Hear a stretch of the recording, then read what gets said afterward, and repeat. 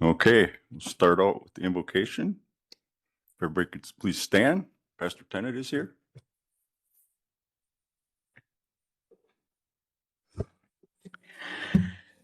We'll bow our heads and our hearts this morning.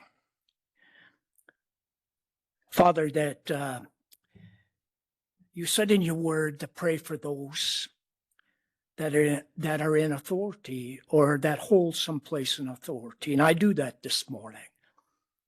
I pray for every county board person here and others, our police officers. I pray, Father, that the goodness of God would touch their lives.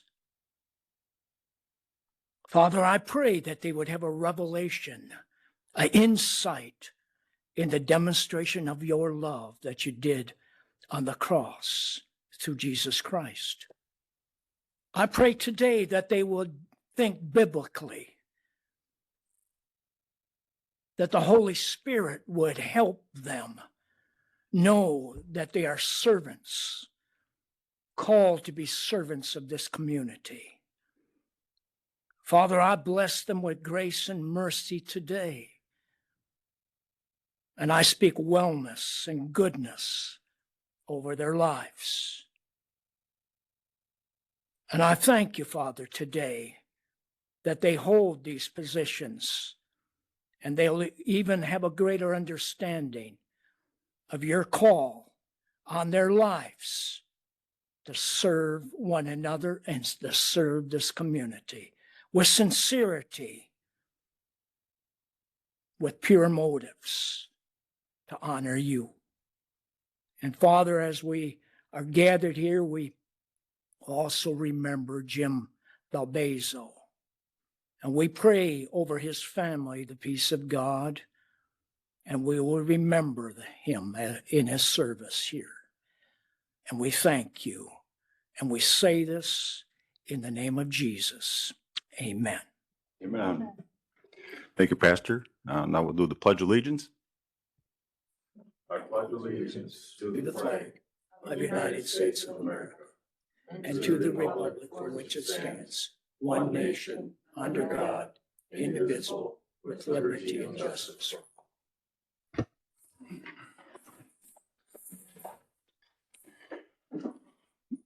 Okay, roll call. Everybody mark themselves present, please. I'm not seeing nothing. I have all present. Okay, very good. Communications and announcements. Anybody on the board have any communications or announcements they'd like to share?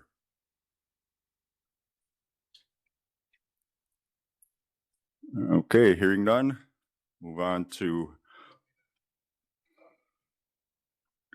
excuse me, yeah, we're gonna, the administrator is gonna give a little update on the coroner position.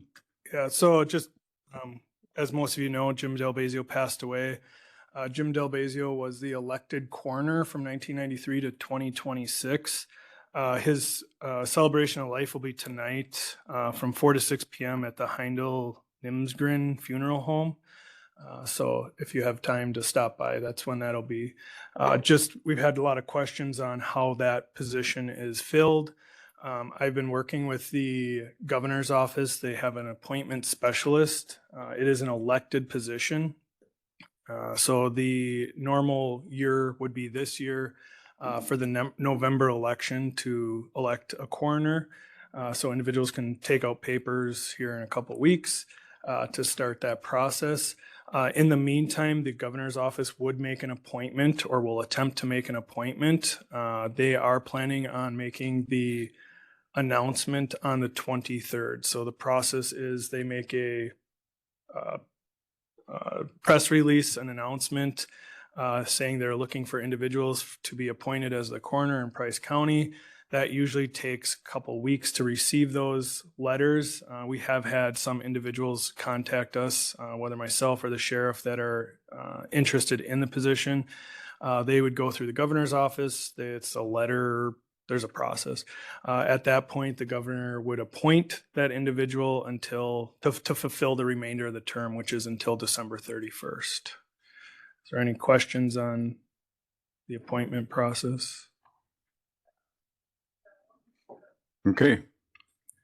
Move on to public comments. Anybody for public comment? I know I saw you sign up, Wald. Anybody else?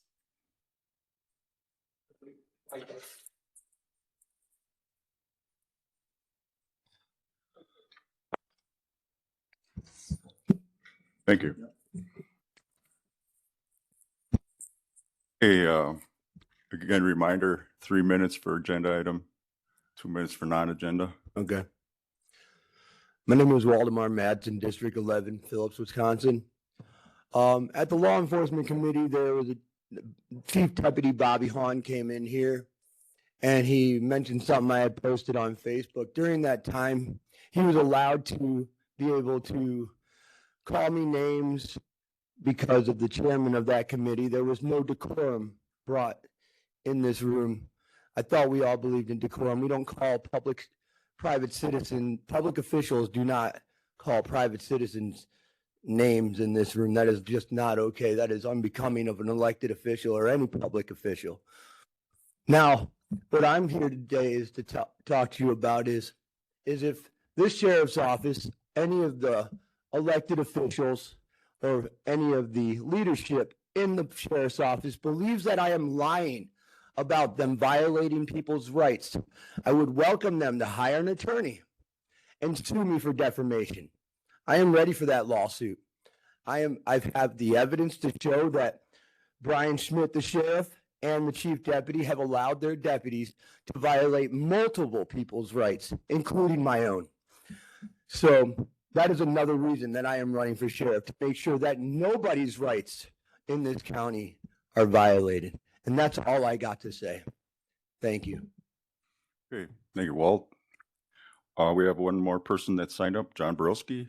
You come up again, 3 minutes for agenda, 2 minutes non-agenda. State your name and where you reside, please. John Brolsky, I'm only here for one thing, to see how this board over here, if it takes up what I sent them an email about Crystal Mangert and the abuse that she received. Mostly as how can I say this? I was in law enforcement for many years, and from what she told me, and I don't disbelieve her, it's just unbelievable what happened to her. Law enforcement came into her house, beat her, all to obtain evidence for a law enforcement officer from Phillips who wasn't supposed to be there in the first place. So I'll see what they say, if they even do anything. Okay, thank you. Okay, we only had those two sign up. Is there anybody online that has any public comment? *6 to unmute.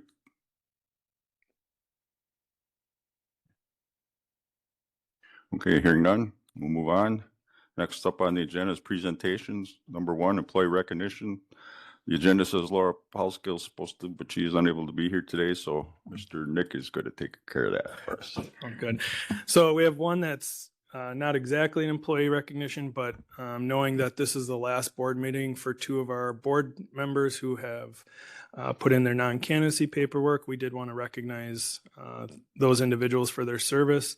So the first one would be Alan Bergstrom. He was board supervisor from 2020 to 2026.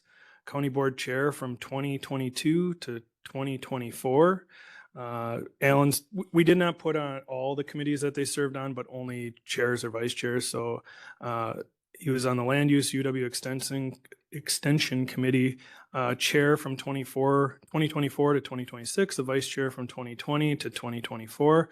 Also the chair of the Emergency Management Committee. The other supervisor will be Jeff Hallstrand, board supervisors from 2018 to 2026, board vice chair from 2022 to 2026, and served as the chair on the Forestry and Parks Building and Grounds Committee from 2024 to 2026. Okay, thanks. I think we should give, I know you're not done, but Yeah. I'd like to just step in and give those 2 supervisors a thank you for your service, and I think we should give them a round of applause.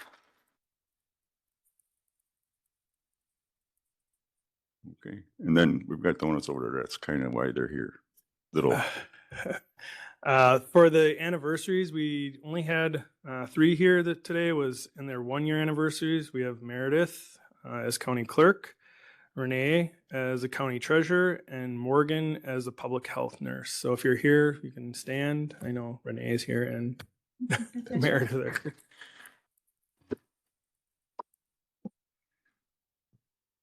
that's it. All I had. Yep. Okay, thank you. Second presentation, Friends of Fred Smith Annual Report, and Krisnowitz. Getting better every year. I practiced. Yeah, it's funny, my, No. How about now? My son started cross country this year and he did pretty well, and they would announce his name at the meets, and every time we would laugh at the butchering of the last name. So I'm Ann Grisnowitz, and I am the operations manager for the Friends of Fred Smith. So thank you for having me. I'm just going to give our annual report, just kind of talk about what's been going on at the park and things that are happening. Nick put up a picture of Fred Smith there for us. I just wanted to give you a brief history of the concrete park, just for those that might not be familiar. So the concrete park was created in 1948. So Fred Smith is the artist. He was a retired lumberjack. He retired from working out in the lumber camps when he was age 64 due to severe arthritis. And then that didn't stop him, clearly, because then he just decided to embark on a new passion, and that was creating unique concrete sculptures in his yard. So from 1948 to 1964, he created over 237 concrete statues, and then he would embellish them with just found objects that he acquired. So glass, mirrors, bottle caps, rocks, all different types of things. And he just kind of was obsessed and worked feverishly, creating over 237 statues and plaques and different things, and of all different sorts, animals and people. And, you know, we have figures of national importance and just other local people that he knew. So he operated the park and called it the Wisconsin Concrete Park. He welcomed visitors from all over, and he loved to just kind of tell them stories and explain kind of where his inspiration came from. And he never charged for the park. It was always free admission, but he always said donations are appreciated. So that's kind of a little history about Fred. He was a real quirky guy. He was a musician. He was a farmer. He was a lumberjack. He was an artist. He was a pretty cool dude for sure. So when he passed away in 1977 at the age of 89, the Kohler Foundation, specifically Ruth Kohler, who was really interested in unique art and outdoor art, she purchased the property from Fred's family. The Kohler Foundation underwent a huge preservation endeavor of the park. And then in 1978, they gifted the concrete park to Price County. So Price County still owns the park today. And then the Friends of Fred Smith nonprofit organization was formed in 1995. And that was specifically to collaborate with Price County. I put our mission statement here on the annual report. So Friends of Fred Smith exists to support the concrete park in cooperation with Price County. The mission is to preserve the concrete park and all of its resources, including the sculptures, the landscape, the historic Fred Smith House, more recently the Rock Garden Tavern. And then to maintain and develop it as a public educational and cultural facility. So my report is just to kind of talk about how we're continuing to follow our mission and keep things going at the park. So as always, preservation is the highest priority on our list. We were, unfortunately, we had kind of a catastrophe last fall. So it was fall of 24. We had a big tree come down and take down Paul Bunyan's head and his hat and his arm and one of his wolfhound's heads and tail. So that was the #1 priority for our professional preservationist when he came this summer. So Ben Kakiwa is professionally trained. He lives in Chicago, and then he comes up here every summer and does extensive restoration work. So he was able to come here for 7 weeks this year. And he accomplished quite a bit. primarily starting with repairing Paul Bunyan. So if you do go by the park, you can see that Paul is back in good standing and looking tall and happy yet again. Ben's wife, Ruthie, is also professionally trained. She works at the Chicago Institute of Art. So she took her 2-week vacation from working there to come up here and help us. And they always say when they come up here, it's just such a breath of fresh air and feels like they're on vacation when they're here. So we're very thankful that they're willing to come and continue their work. So yeah, some of the things that Ben also did was we had a couple of heads fall off. We had arms that need to get put back on hands. And then structural reinforcement. So what he does, you can kind of see in some of the pictures, is he'll go and kind of take, like the legs apart. He'll reinforce with steel beams and rods, and then he will put it back together kind of like a puzzle and make it look fresh and new again. So the structural reinforcements are really detrimental to keeping the statues standing and in good order. So far this year, nothing has come down. So this summer when Ben comes, he's going to focus on repouring some of the concrete bases and making those look nice and fresh again. And then there's always work to be done for sure. So in addition to our professionals that we had come, we also had an intern that kind of is affiliated with Kohler. She works down in Milwaukee at this time. She came for 2 weeks and assisted Ben and Ruthie. And then we also had 3 seasonal preservationists that we hired. So 2 college-age girls that worked together. They got so much done this summer. It was amazing to see their work. But they repainted all of the statues' faces, hands, and feet. So they look very fresh.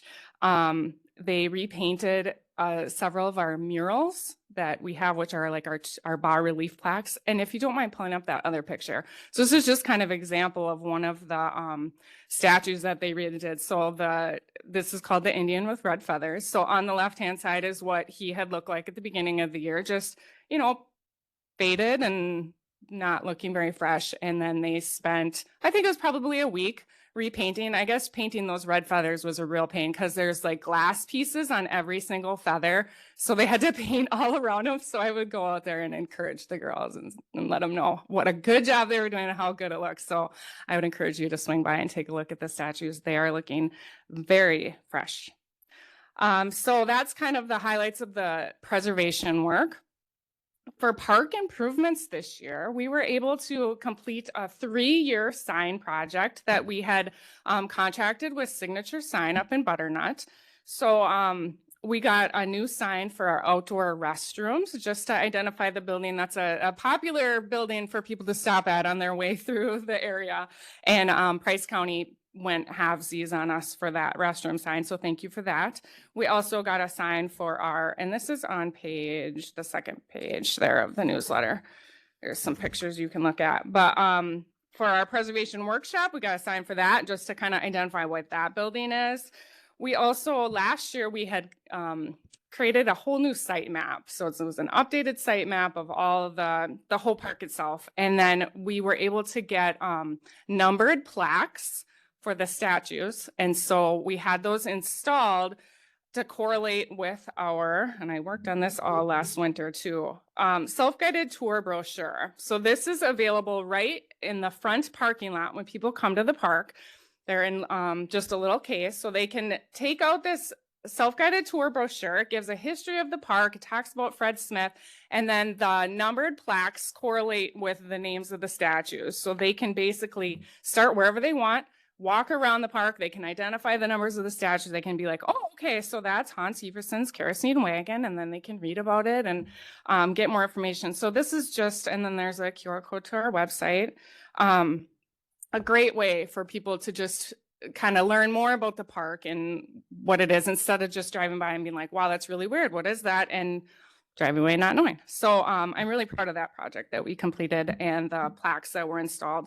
We also there was a metal fence sign that Fred had created. It used to hang above the main entrance, and then years later it was moved to the fence. So it's just a huge, I think it's 17 feet long, metal sign that said Wisconsin Concrete Park. And it was in pretty bad shape beyond preservation repair. So we had Signature Sign create a complete replica of it out of fiberglass and install it on the fence. So that looks great. And then we were able to save the original sign, and that's hanging on the backside of our workshop, and it's covered by a roof. So it will hopefully last for a while longer yet. So that was a nice project for the park. Other things that we did for improvements this year is we partnered with Price County for our Fred Smith Center building. So that's in the back of the park. They installed a new drop ceiling and lighting in the building. Friends of Fred Smith paid for the materials, and then Josh and his building and grounds crew did the installation. That has made a vast improvement in the heating of the building, just the acoustics. We do use that building quite a bit for people rent it out for parties. We have the Quilt Club meets in there. There's everything from birthday parties, the Girl Scouts, the Boy Scouts, the there's celebration life. There was a wedding in there. So that building gets used quite a bit, and having that new ceiling installed, we really appreciate that. So thank you for that. We have our nature trail that goes behind the park. We installed 13 interpretive signs. So some were just redone because the signs were getting older. And then we have some new ones out there too. So I'd encourage you to just go out there, take a walk on the nature trail, and look at those signs and get inspired. I also have a book walk out there during seasonal time. So basically April through October, where it's a deconstructed book. So you can go for a walk on the trail and read the pages of the story as you walk.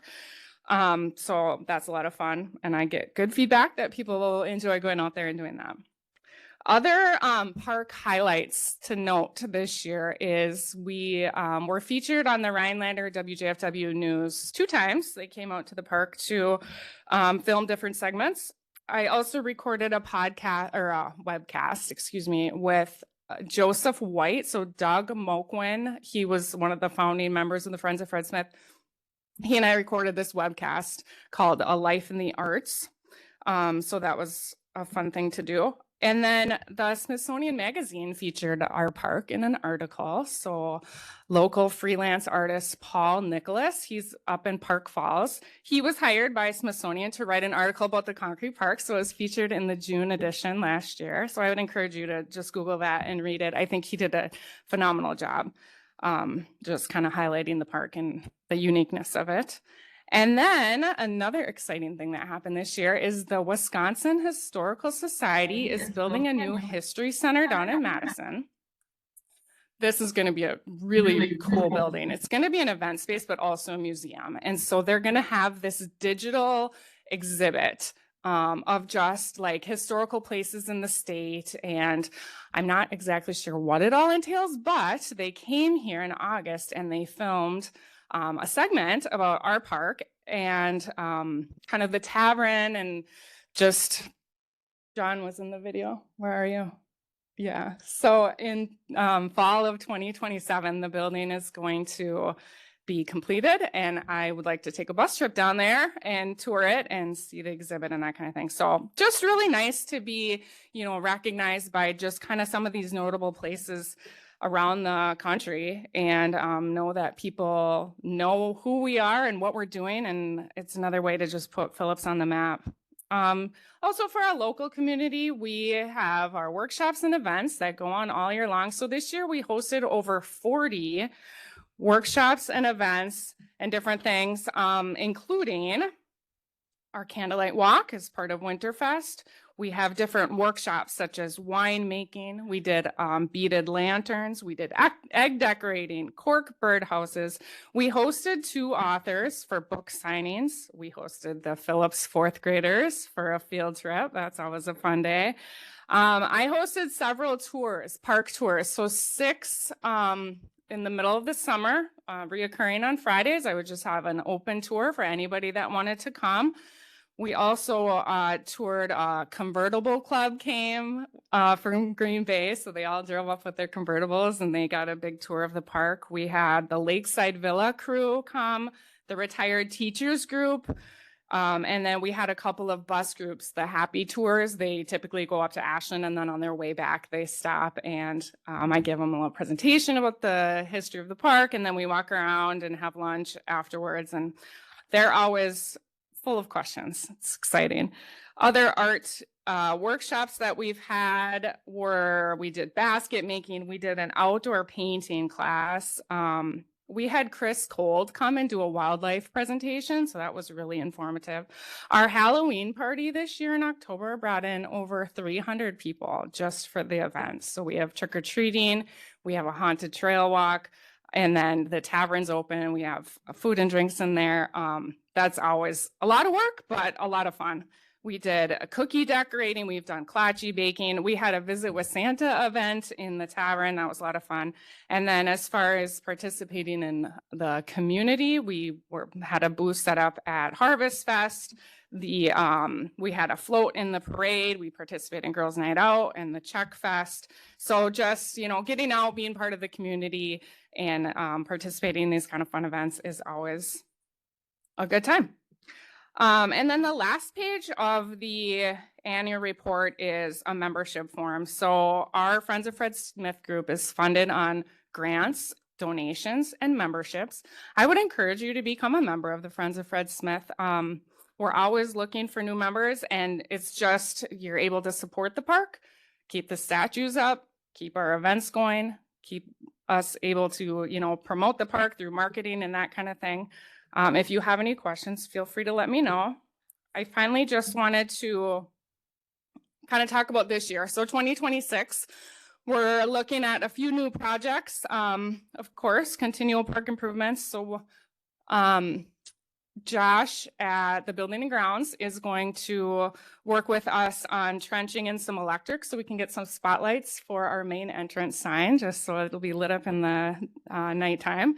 And then adding a couple of lights to our back parking lot area, because that gets really dark back there and a little bit dangerous. So, and then Joe and his crew at the forestry is going to collaborate with us. There we have 2 covered roofs on part of our tableau. So the double wedding tableau, and then there's another sleigh tableau. So the roofs are in really bad repair. And Joe has agreed to do the labor if we cover the materials. So that'll be a good project that is in need of completion this year. We're also going to be focusing on our Rock Garden Tavern. So in 2018, the Friends of Fred Smith acquired the Rock Garden Tavern building, and it was built in 1936. So as you can imagine, it's, in need of some repairs now and then. So we're going to be doing some foundation stability repairs with, we hired Hutari Construction to do that. So that's going to be a big project this year. We're going to also do tuck pointing on the back building and some landscaping and that kind of thing. Another big project we're working on is a new website. So that is currently being built. We partnered with Skyfear Web Development out of Prentice, and it's going to be awesome. So that's supposed to go live in a few weeks. So I'm hoping end of March, beginning of April, just in time for tourist season. It's going to have some really great features. So that's a big winter project we're working on. And then we have an Art of Fred Smith book that was last created in 2005. It has tons of pictures. It has quotes of Fred. It has just information on the park, big seller in the gift shop that it's just in need of updating. So that's another project we're working on. So that's exciting things happening this year. And then I guess finally, I just want to say thank you for what you guys do. Thank you for collaborating with us and being involved. I think that Fred would be really excited to know, all of the good things are happening. And 80 years after he started making these statues, people are still enjoying them and coming to visit. So thank you for your time. Does anyone have any questions? I have just a couple little comments or questions. First of all, I think it's a very valuable asset for the county. I know the county does some support, but it's not but I don't know, minimal is the right word, but compared to what your budget is, most of it comes from grants and donations, correct? Yes. Mm-hmm.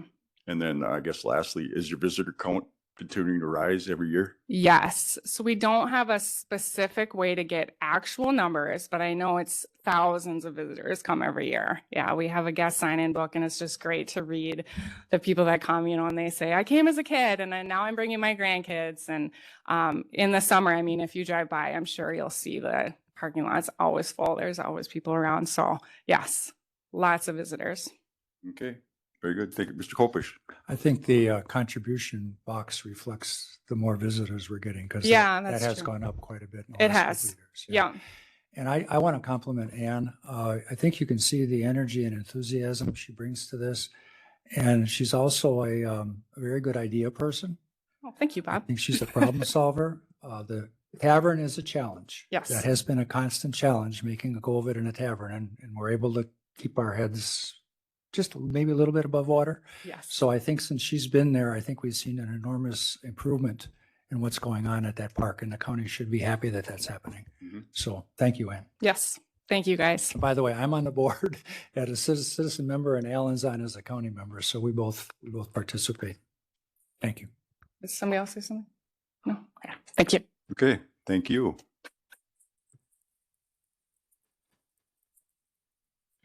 Okay, next on the agenda is Phillips Area Chamber of Commerce Biannual Report. Jonathan McGarter, if you could please come up.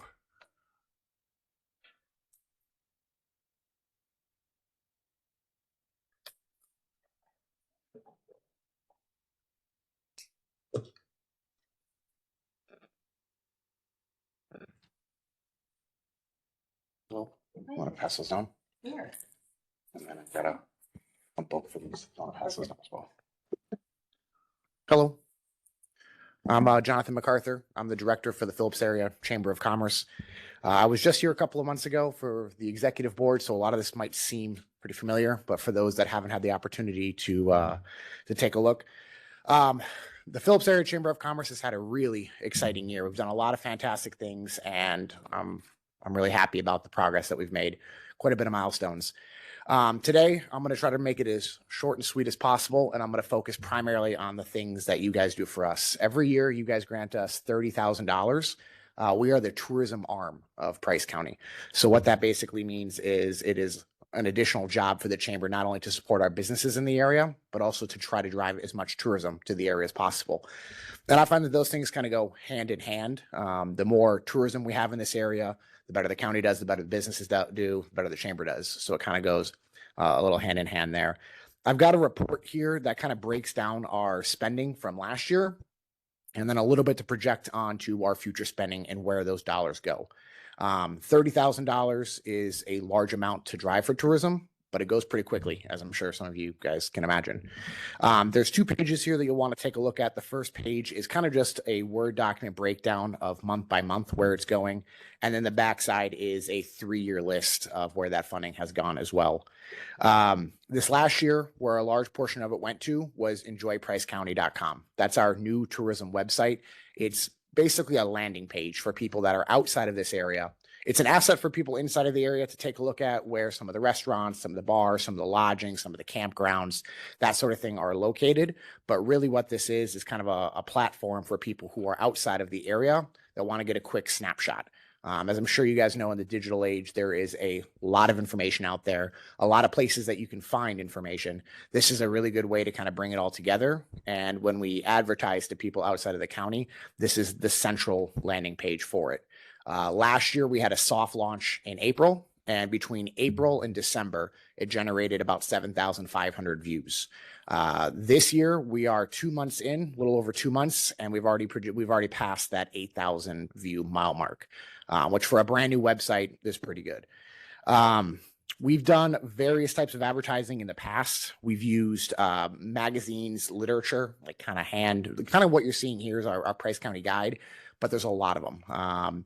And this year we've kind of limited it to just a hand selected few, the ones that really try to get our presence in the hands of people at the most bang for your buck, if you will. So yeah, this year where we're putting most of our money in last year was digital advertising. So we're placing a heavy emphasis on Enjoy Price County. Now that the loadout is done, we don't need to really build the website any longer. Now we just need to get it in front of people. And we're doing that in a few different forms. What you're seeing on the screen is our basic advertisers. It's Platypus Advertising out of Butternut. And then Skyfear out of Prentice. Skyfear is Heikki Heikkinen. He's doing a fantastic job with our advertising. Platypus is doing it in the form of Google ads and YouTube. So when you guys go online and you go to Google and you search Enjoy Price County, what you'll see is a few different mythologies that get that to you. You'll see biggest fish in the area, and then it brings you to a YouTube video with an ad on it. Or you just Google Enjoy Price County, and we will surface to the top, and we're just kind of generating some of those views.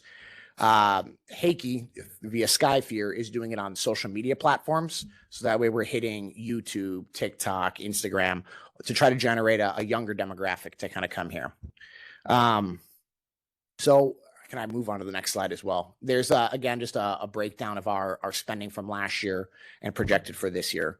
We get $30,000 to spend. Last year we hit about 44,000. I don't incorporate the 10,000 in payroll because we're surpassing the $30,000 that we're getting. We truly see the value of what we're getting here.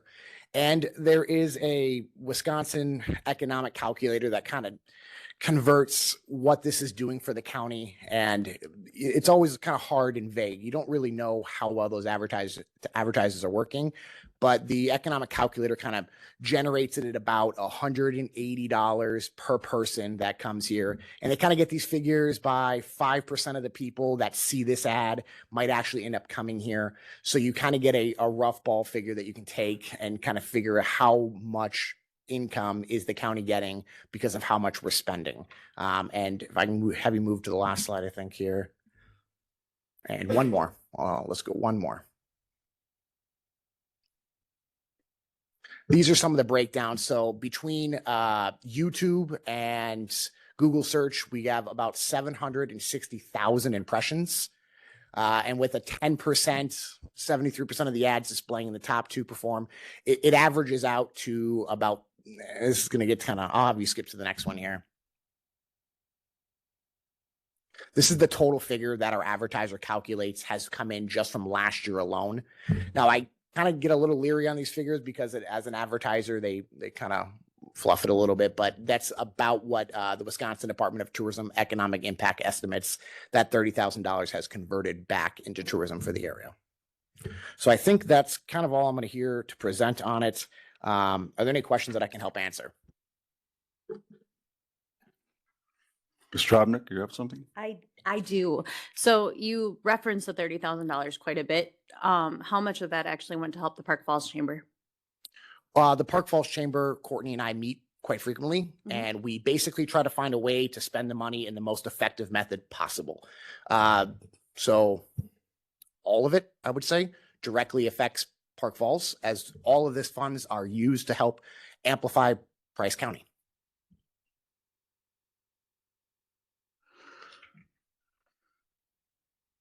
Any other comments, questions for Jonathan? Okay. Thank you. Thanks, guys. Next agenda item, approval of the minutes from November 12th, 2025.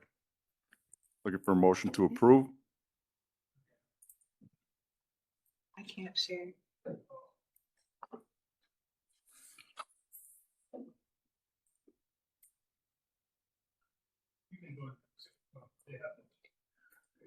Motion by Hallstrand, second by Drobnik.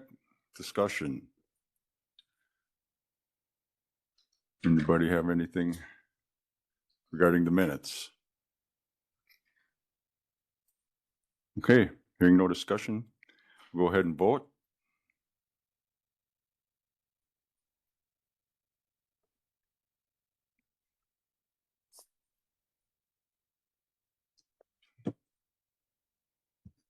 And the minutes are approved, 13 yes, 0 no. Moving on, resolutions. First one, adopt revised Price County Administration Manual. This came from administration. You've got the manual attached to the resolution. It's the revisions start on page 10, goes to the end.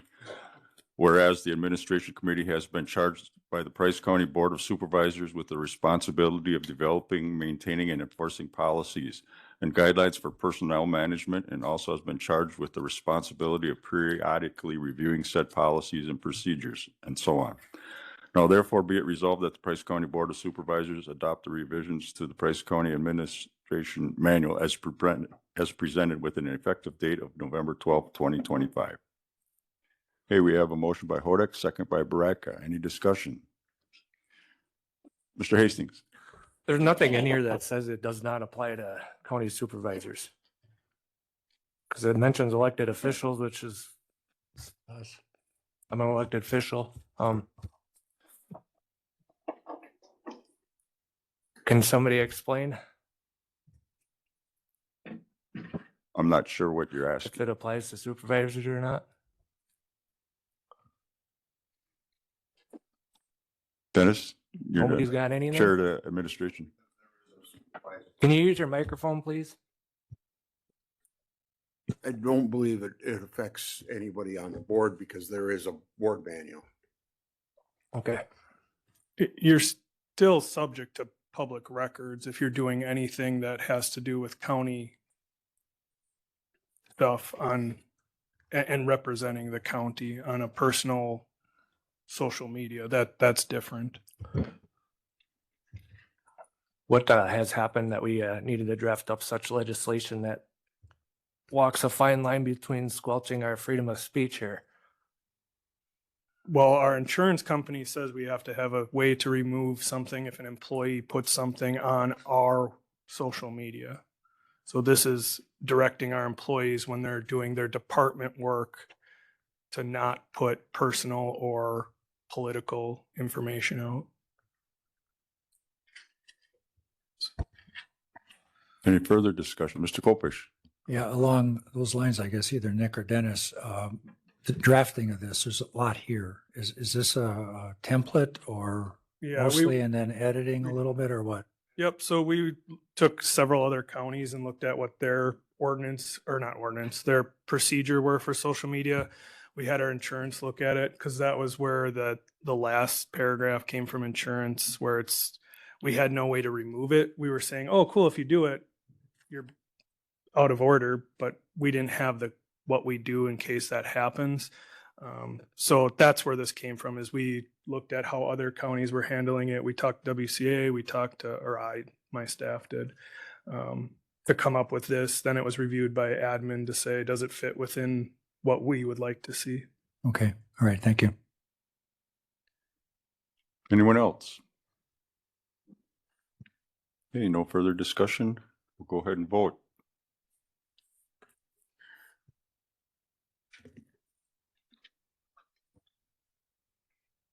While you're voting, just so you know, there's also the cell phone issue too. So it was not just social media for those listening online. Resolution 126, adopt revised Price County Administration Manual, passes 12 yes, 1 no, 0 abstain. Okay, thank you. Next resolution, elected official salaries for 2027 through 2030.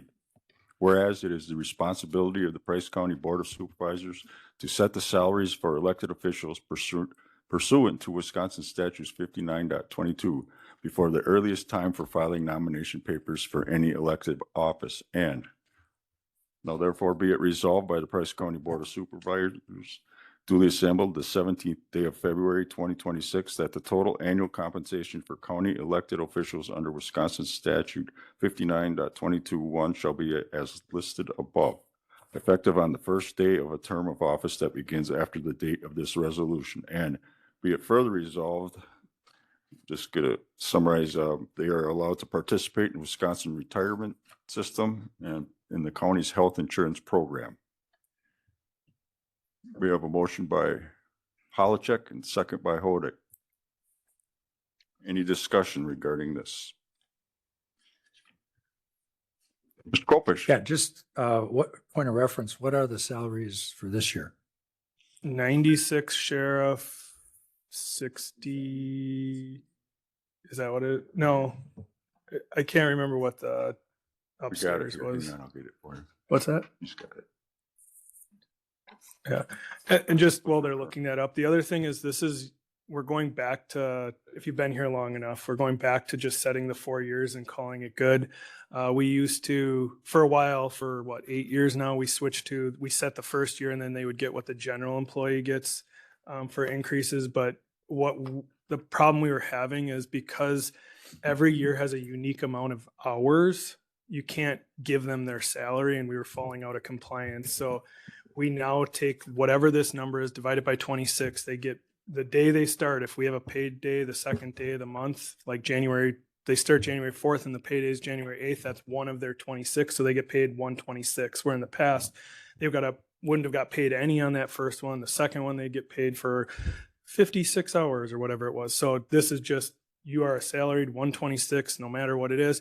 The weird part is at your last, so like those who don't run, your December paycheck might be December 20th, but you still are working for another week and a half. So we actually prepaid you for that week and a half because you got 126. If there's 27, we divide it by 27. Current was 67. $7,839.41. That's current clerk of courts. What is it? $67,839.41. And a coroner? 6,400. Okay. Is there a reason why they're all zeros except for that clerk of courts, that 1 year that you had to do $377? Oh, it's a zero. I don't know what you're talking about. Yeah. They're all zeros. Oh, that's what the committee said, add this much per one. They didn't do a percentage. And it all came out even except for that one. No, it aligned, the clerk of courts position aligned with. Closer with the With current the, clerk, Oh, okay, treasurer. okay. clerk treasurer. Yeah, and- okay, and with the other that's ones. where the Yeah. steps all Okay, aligned. all right, thank you. Mine and Alan's no vote was that we thought it was too much of a raise too quick for the sheriff and the clerk of courts. Just that we thought it was too much of a bump too fast. So that was why we are now, if you're looking for information on that. Any more discussion? Ms. Dropnik? So under the coroner, it's plus $100 per death and then 110 per cremation. Do they get both? So it's 210, or is it just one or the other? If it's a death, they get, well, everybody's a death. So for every death, they get that amount. And then if they're cremated, they get the other one too. Why? It's how Because of the state extra statute paperwork. runs. It's just a how lot their of- pay works. There's a Yeah. lot of No, extra I paper. don't deal Yeah. with that. Yep. So I'm just curious. Yep. So you said they do the paperwork. It's a paperwork thing. Mr. Braca? So I'm not opposed to the increases, but there are some pretty good jumps here. Can the admin explain some thought process behind those bigger jumps? Do you want me to? Yeah. So we went through, Heck, yeah, whoever. just so you know the process that we went through. So we now kind of have a process in place. What I did was I presented all the state positions that we had available. So there's a state database. So I printed that off, gave it to the committee. And then I did the 8 surrounding counties that connect to Price County, and then the 8 closest in population. It gave a percentage of ups and downs on each one of those positions. So that was one way they reviewed it. The other thing we did is we put forward what the other positions that are like within the county. So for example, like the clerk of courts, we try to keep them with the treasurer and the county clerk. And 2 years ago, when the committee set those prices, those were right after the wage study. So they went up with those management positions because they have individuals under them. So that's why they jumped. And so we're catching up with what we did 2 years ago to the other elected positions. The sheriff's position, the jump comes because when we did the wage study for the chief deputy currently market is 106. So their range is, I think, 96 or 98 to 109. So we're going with our market costs. I did see Ashland, Sawyer County, some of the other ones that can join us. So that was the hard part, right? We were one of the first ones to make this resolution, but Ashland, their sheriff's 115, I think I presented at the meeting. So they all jumped from, I think, 86 to 115 was Ashland. That's what's happened is over the last 4 years, we did a wage study. And so you got to get them to the market of their peers that are even in their office. Thank you. I just have a little side comment to that. I was at the meeting, not as a participant, more as a observer, and the committee did not rubber stamp these. There was a lot of discussion. There was. Yeah, and I not anticipating they did. Like I said, I don't have an issue with it. I just wanted to understand. No, I mean, I'm just wondering. Yep. Good to know the Great. balance. We had a situation where the chief deputy was making more than the sheriff. Any further discussion? Okay, hearing none, go ahead and vote.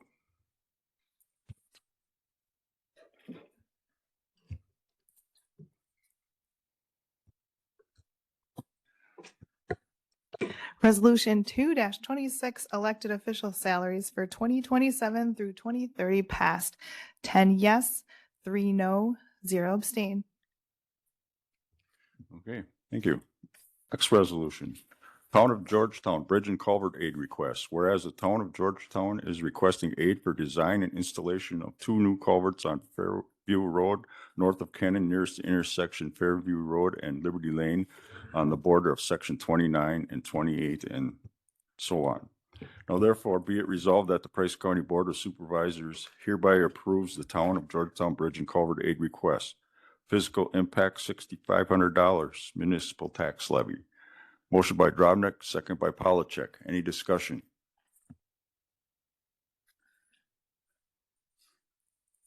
Okay. Just a I'm question. sorry, what? Go ahead, Mr. Basic.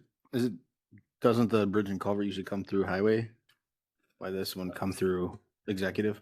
Out of curiosity. It's recommended by highway and then executive does the final. Yeah, I think it did go to highway first and Did then we? it came Yep, to yep. executive. 'cause So it's it got has to money. be- We've had a lot of bridge and culvert discussions lately, and I'm like, I don't remember this one exactly, so Yep.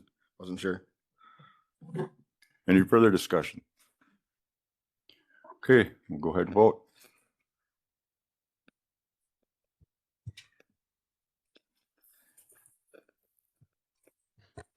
Resolution 3-26 Town of Georgetown Bridge and Culvert Aid Request passes 13 yes, 0 no.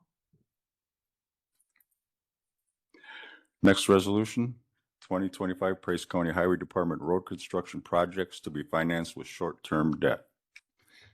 Whereas the Executive Committee has identified the need for financing a portion of the 2025 Highway Department road construction projects to the potential extent of, and the amendment is from previously $2,610,000. Now, hopefully the final time would be $3,020,000. Fiscal impact, $3,020,000. This was basically, we borrowed the 3.1 million because that was the initial estimate of the road construction costs. And then the initial final, which wasn't final, was 2.61 million. Now the actual final cost is 3,020,000. So we're just getting the numbers correct. Any questions? There's a motion by Erickson and second by Polachek.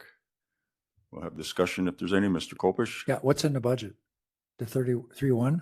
Yeah, so nothing changed on how much our debt service did. It's where we put the debt. Okay. So we had 3.1 allocated to do construction.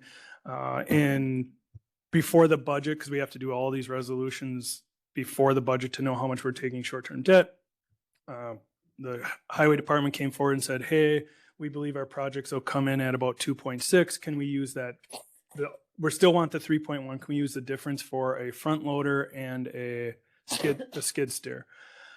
So that's what the original change to, what we say, 2.61 was, to utilize some of that for blah, blah. So what happened was when they completed the project on C, I believe it was, is because of the way he shaped the road, the CNR, we pay per ton. So the estimated tonnage was much higher than what the original estimate was. So during the bill started coming in, we were in the middle of the bid process for the front loader. Roger, myself, Carrie, Sarah, we sat down and said, hold on, don't buy the front loader because we don't know what the actual construction is going to be.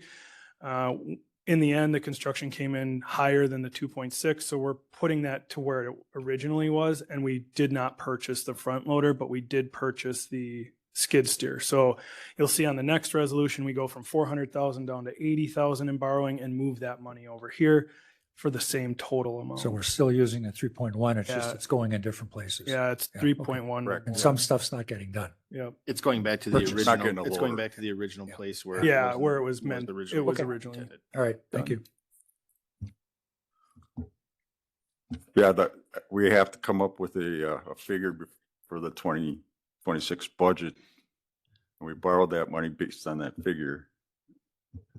But now the actual numbers came in and at least the road construction didn't go over what we borrowed.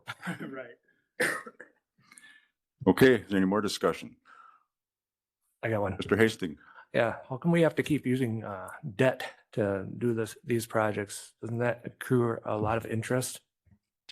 We do it so the way we do short-term debt, we don't pay interest more than probably 60 days.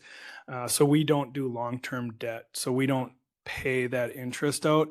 And the reason we have to use debt is because the state says we can't increase our levy to do projects like this, or unless you're cutting a bunch of stuff. And we have, if you look at just operational levy, I can't remember our totals, what, 7.6, 7.7. So we're not, the board has made the decision that roads are important. And so we have to use the tool we have, which is debt, to do that. Do we know what roads are being done with this budget right here? Are we able to figure corners into this next budget, I guess? Yep. So every year they do a 5-year plan. It's approved by you as a board member during the budget process under that $3.1 million. So you would see that list every year. They do their best job estimating. I'm not an expert in estimating or road work, so they do the best they can. Usually they're pretty accurate. I don't know the condition of, I know we talked about at highway. It has to do with the slopes, and the center is always the 3 inches, but you never know what the rest is going to be. And borrowing for roads is the legal option The tool we have is what Tool. we say. without putting a line item or raising the levy per se, even though we're paying for it anyway. It's just a smoke and mirrors way of doing it. Okay, go ahead and vote. Where we at?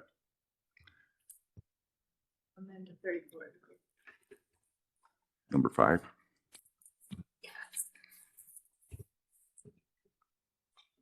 Yeah, 4. Okay, we're voting on resolution 4, or resolution number 4 on the agenda.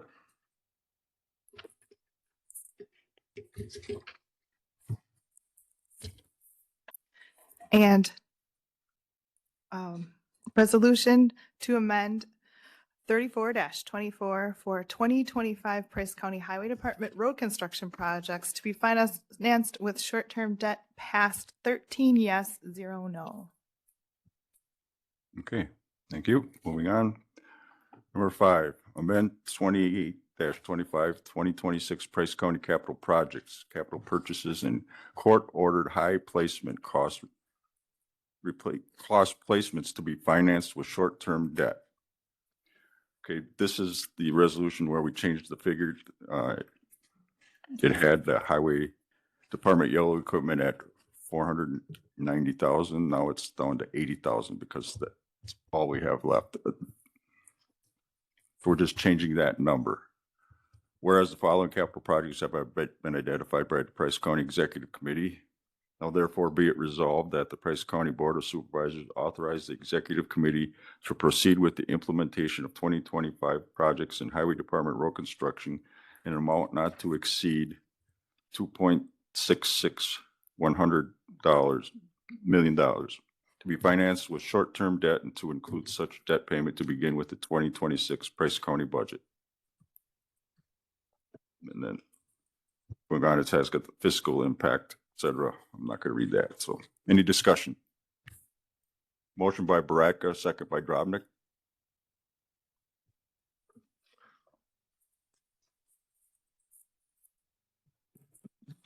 Everybody's understand what this is? Just correcting it to reflect what we're actually doing with the money? Hearing no discussion, we'll go How ahead come and we have vote. to use debt again? Go ahead. How Mr. come we have to Hastings. use debt again? Yeah, well, we already approved the debt. We're just putting it on This paper is- where the money that we already borrowed is going. Before it was just an estimate. That's my take on it. Correct me if I'm wrong. You think I'm going dead? I know I am. Any more discussion? Okay, we'll go ahead and vote.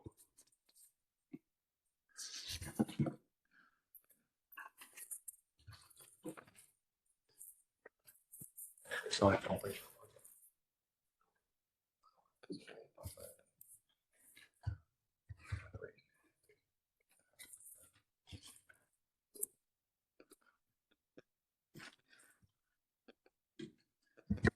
And amend resolution 28-25 for 2026 Price County capital projects, purchases and court ordered high placements. Passed yes 12, no 1. Okay, moving on. Resolution 6, resolution urging the governor and state legislature to enact a sustainable transportation funding solution. Whereas local units of government in Wisconsin own and maintain approximately 90% of the public road miles in the state, including county highways, town roads, and city and village streets, and so on. You can read that for yourself. Be it further resolved that the clerk is hereby directed to transmit a copy of this resolution to the governor's office, all members of the Wisconsin State Senate and Assembly representing districts within Price County and the Wisconsin Counties Association. Motion by Kopish, second by Hodek. Any discussion? Mr. Hastings? What are they adjusting with the new existing transportation user fees? Do you know? I think everything's on the table. So the last two presentations I've been at with this, if you look at like line, what is it, 30, 31, this is where your question about why are we using debt. So that addresses that with levy limits.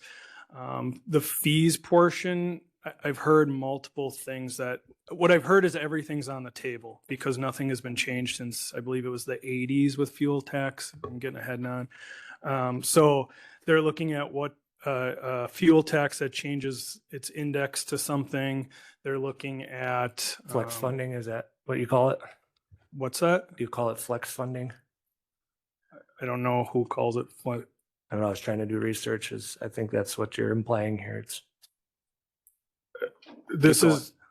So we receive money from the DOT to do road work, bridges, all kinds of things, and they have not been able to increase their funding to the county. So everything's on the table. My understanding is this is nonpartisan at this point. Everybody is at the table saying, we know we have road work to do. And there was a bill that failed that would have limited wheel tax. That's not what this is part of, but it's in that general realm of how people are funding roads. But yeah, everything's on the table right now. The only thing I heard that was kicked off and they laughed about it as they were talking on the stage was the toll roads. It's not an option at this time, but yeah. I have some concern about this. Mr. Kopish, are you aware that there was $1 billion in accounting errors at the Wisconsin DOT last year?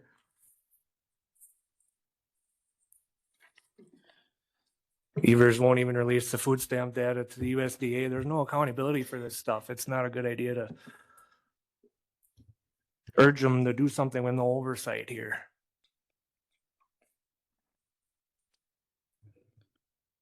Any other discussion? Mr. Polachek, are you aware this is going to raise heavy trucks and trailer registrations along with everybody's vehicle that they drive? Money's gotta come from somewhere. Use your mic, please. The money has to come from somewhere. And if you have all the answers, maybe you should be at the state level rather than just the county level. I'm just concerned about our future of our county. That's all there, Larry. Mr. Kopish? Well, Mr. Polachek is right. And right now we're raising our tax levy for the borrowing. If we get more money from the state, that may help us in that regard. The money's got to come from somewhere. Right. And if we want to keep our roads functioning, we got to do something. And this is what started this all. How many years ago, Joe? You were here when we started the program to start borrowing to get these roads fixed. And we needed to. If we wouldn't have, I can't imagine the shape they'd be in today. So we got to do it. And the money has to come from somewhere. So.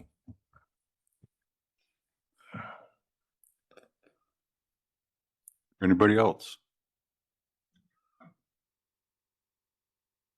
Okay, we'll go ahead and vote.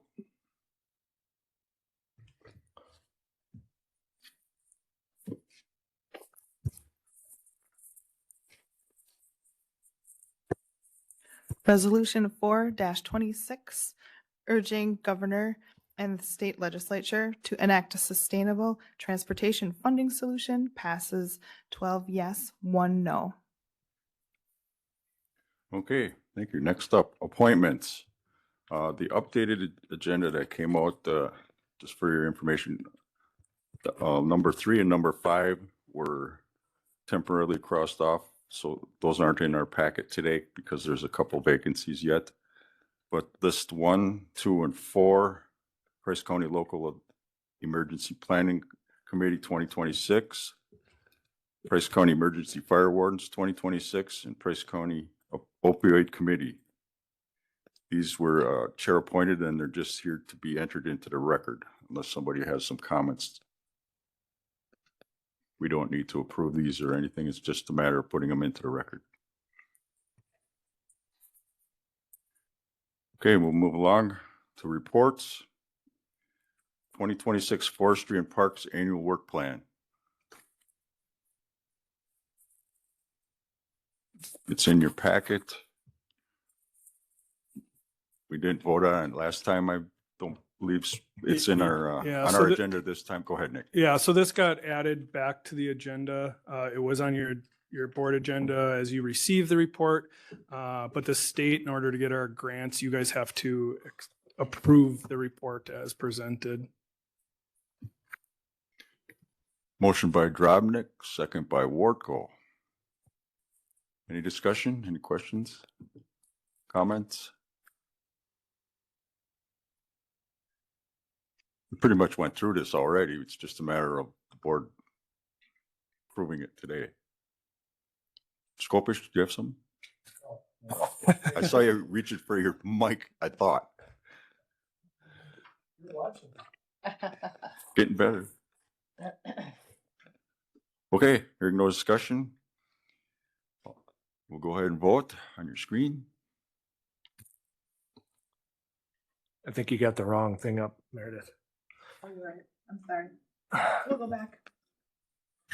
We'll go back. We're voting on the wrong thing. It has the Forestry and Parks Plan. One moment. That's what we're voting Oh, on. that is. Oh, okay. Never mind. I had Drobnik motion, second Worko. Yeah. No, you I think you had correct. Yeah, FYI.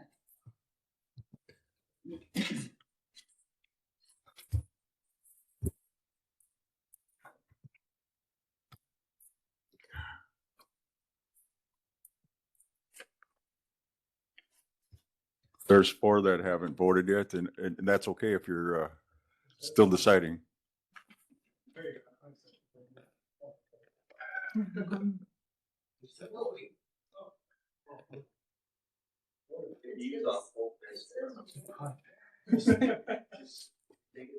Just smack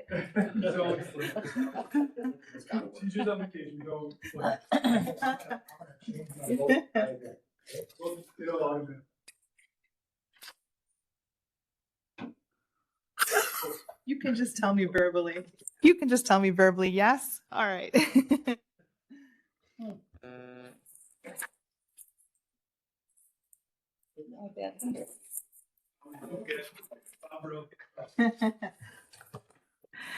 And the 2026 Forestry and Parks Annual Work Plan passed 12 yes, 1 no.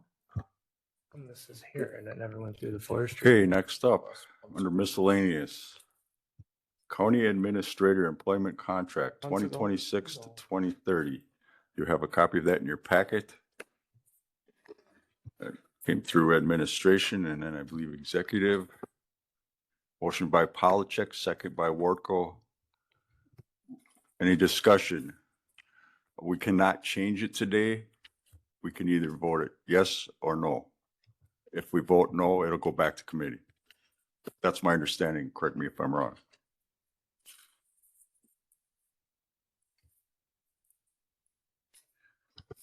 I have a question on the red part, just to want to make sure I understand this. In section 4B, any standing committee or board meeting requiring attendance not in compliance with section 2F shall be paid at a per diem of $100 per meeting during the next payroll.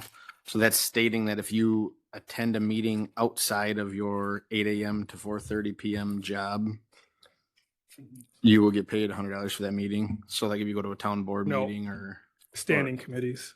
okay. So like if we have a committee meeting. Right, buildings and grounds. Okay, forestry. okay, I just want to make sure I understood that. And then what is the rate for the payout of vacation days? Is there a certain dollar amount per hour or a certain dollar amount per day for your hourly rate? Okay, That, the salaried rate. okay. Those are the two questions I had. Thank you. Any other comments? Mr. Kopish? Yeah, there's a per diem in here. Peridium, or is it per diem? Peridium, it says? Is it spelled wrong? Okay, that's a per diem. Yeah, It should be a dash. Okay. What is section 2F? that's what, Compliance at 2F. that's what Jordan just asked. It would be any standing committees that would have an evening meeting. Oh, it has to do with evening meetings, basically? Yep. So outside our normal work hour? Yep. Hmm. Keeps the meetings in the morning. Really?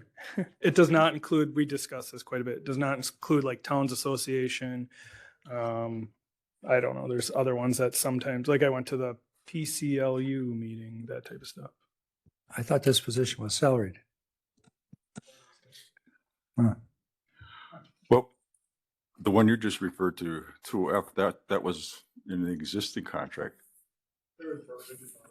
Yeah. No, that's new.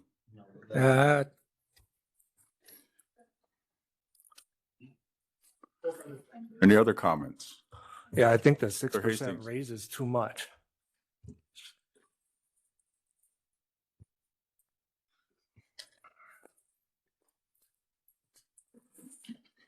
Do you, So I make a motion to send it back to the executive committee to change it? yeah, I guess you want to be more specific to a Yeah, specific I'm- dollar amount or just that you want to send it back for revision?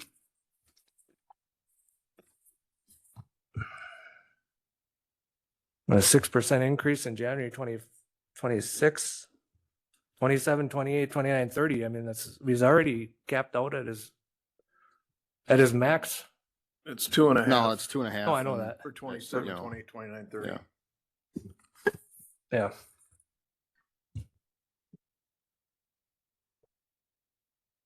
Mr. Bracca, well, he's, So just same question as the last question that I had on a previous topic.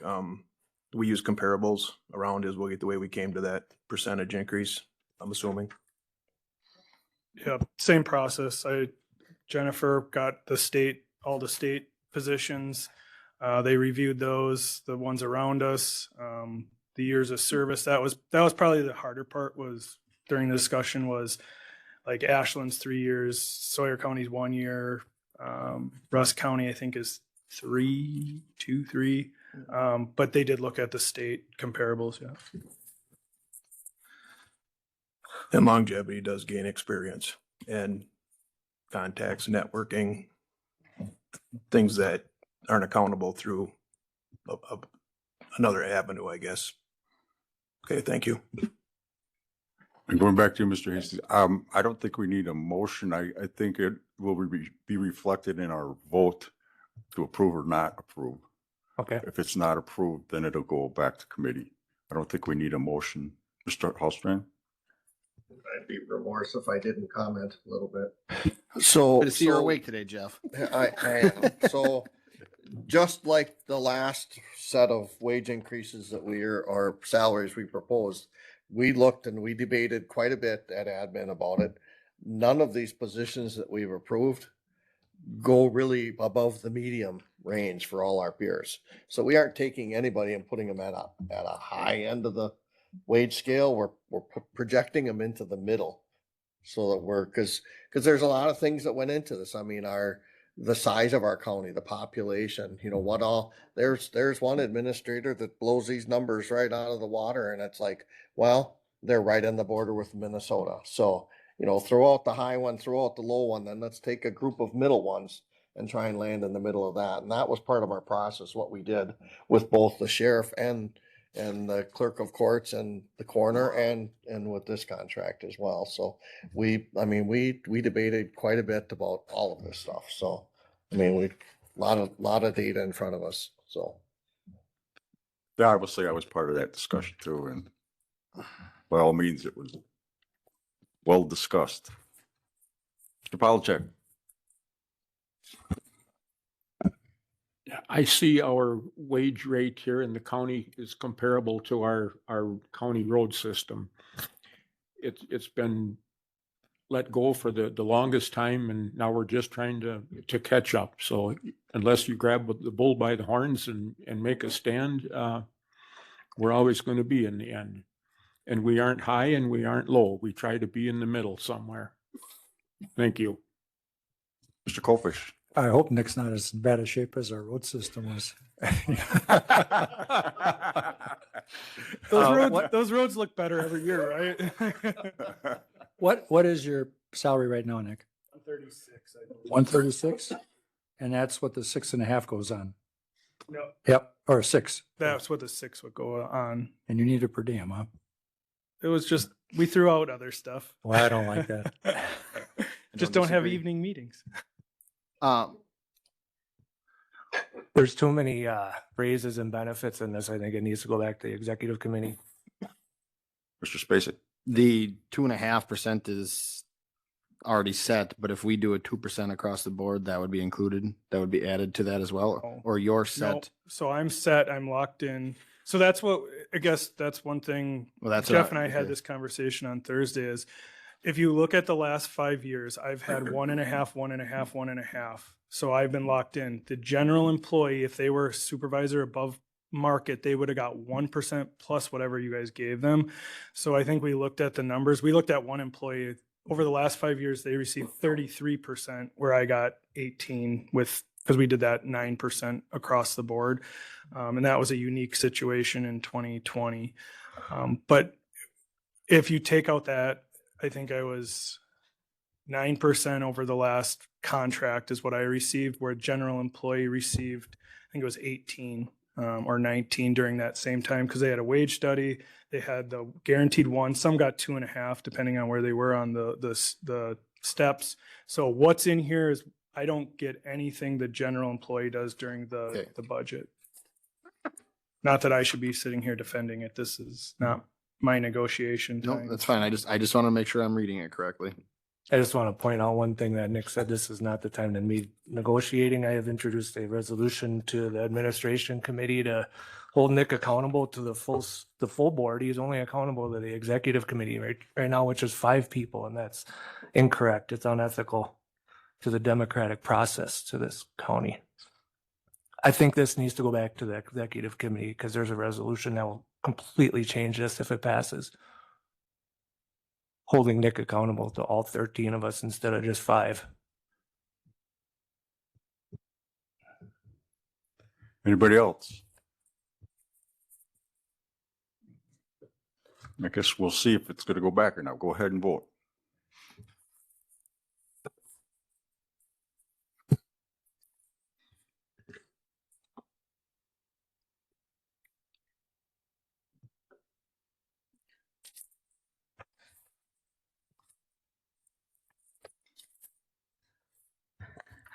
And the county administrator employment contract for 2026 through 2030 passed 10 yes, 3 no. Okay. Here we go. Next up, going to committee of the whole, board chair report. Or would you like to take a break? Take a break? Okay.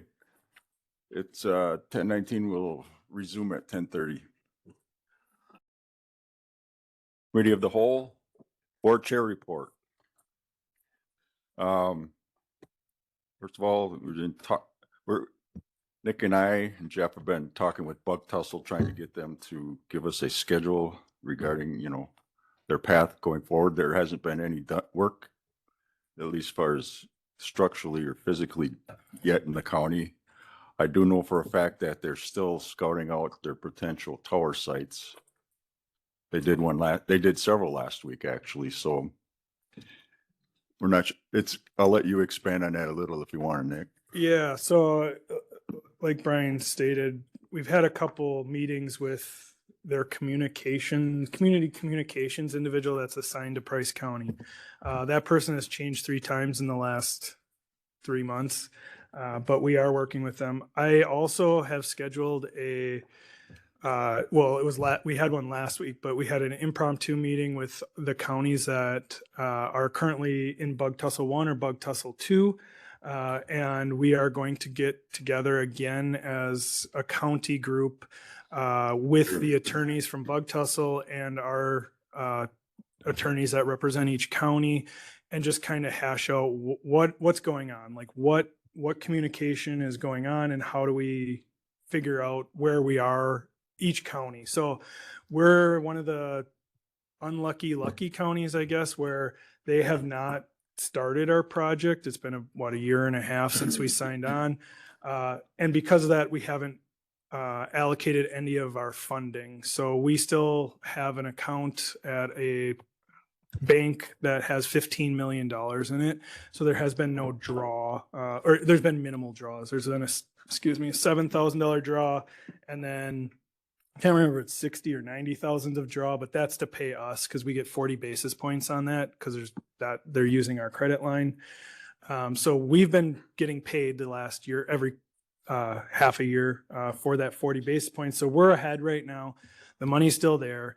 I have requested to their community development person to kind of take it up the chain that we would consider our project complete, and then they would have to come back and request the project. So if they do that, the $15 million would go back to pay the bonds, and then the project would be closed. If I could just interject a little bit here. The reason why we're pushing them, other than the fact that I guess we'd like to see the job get done for the citizens, but we also we're looking at using their towers to hang our emergency service equipment. And that stuff is already at end of life. If they don't build the towers or don't build them soon enough, our equipment is to the point of no return. Yeah. So we have to make a move. We either got to decide to fund that ourselves, or Bug Tussle's going to have to give us a yeah, and we're still going to have to commitment. fund the equipment project. It's just the location where this equipment goes. So I got a quote on that the other day. It's well into the almost $4 million for updating our equipment end of life. So what we were hoping out of this project is if we can get location on 6 towers, those towers would be free for us to use. We'd have some maintenance on the equipment at the basement at the base of it. Like we have to maintain our equipment on there, which includes some stuff at the base of those. However, if we don't have these tower locations and we still need to find towers or build our own towers, we're looking at a significant increase in that cost. The reason I propose that we close this and start over with Bug Tussle, if we start over, is one, we need to figure out this radio project. I mean, I'm working with Sheriff's Department right now, and we are end of life here, and we have to move forward in the next 2 years on something. Are they scheduled to be in here, Bug Tussle? Today, no. No, but I mean, at some point in the future? Yep. So we've requested, through the third person I've now talked to. I was supposed to have a meeting, and I invited Jeff and Brian. I was supposed to have a meeting with their CEO, Chris Schneider, and vice CEO or vice, whatever he is, Long, Long, Chris Long, I think. So I can't remember his first name, something Long. That was 3 weeks ago. I've not heard from them. Again, this is part of the problem, this communication back and forth. So the reason, again, going back to where I'm trying to get us into a good spot for the county. I mean, if they do the project, great, and they pay their bills, great. We don't care. It's the communication. They're not giving us the communication. So what I'm looking at is other counties. So Marathon County, they're $30 million in. They have, don't quote me on the number of towers, between 18 and 23 towers. I can never remember. They got all these towers put up, which is great, but they only have half the loop. So only half the towers are connected, and they're at the end of the money. Taylor County, same thing. They're struggling over the last couple months. They have a monthly meeting, which I plan on attending one here. And now that I know they have it, but Bug Tussle had been coming to every meeting, and they stopped showing up like 2 months ago. Again, these are the yellow flags, I would call it, that we're seeing. But they're in the same situation. They were contracted to complete a loop for Taylor, and they're about half done, and they've hit the money barrier. Doesn't mean they don't have their own money. Bug Tussle will put into it, but it was that partnership that they've drawn on it. So I've made it clear we're not going to draw any money at this time until we get a better idea of the scope of the project, timeline of the project. I haven't heard a lot back from them, but I have included Brian and Jeff on those communications. Go ahead, Jeff. Just want to interject a little bit there. One of the other things that's to be considered here when we're asking to close the project and start over is when it comes to the internet side of things. The BEAD project we just got an email yesterday saying the final award is now happening.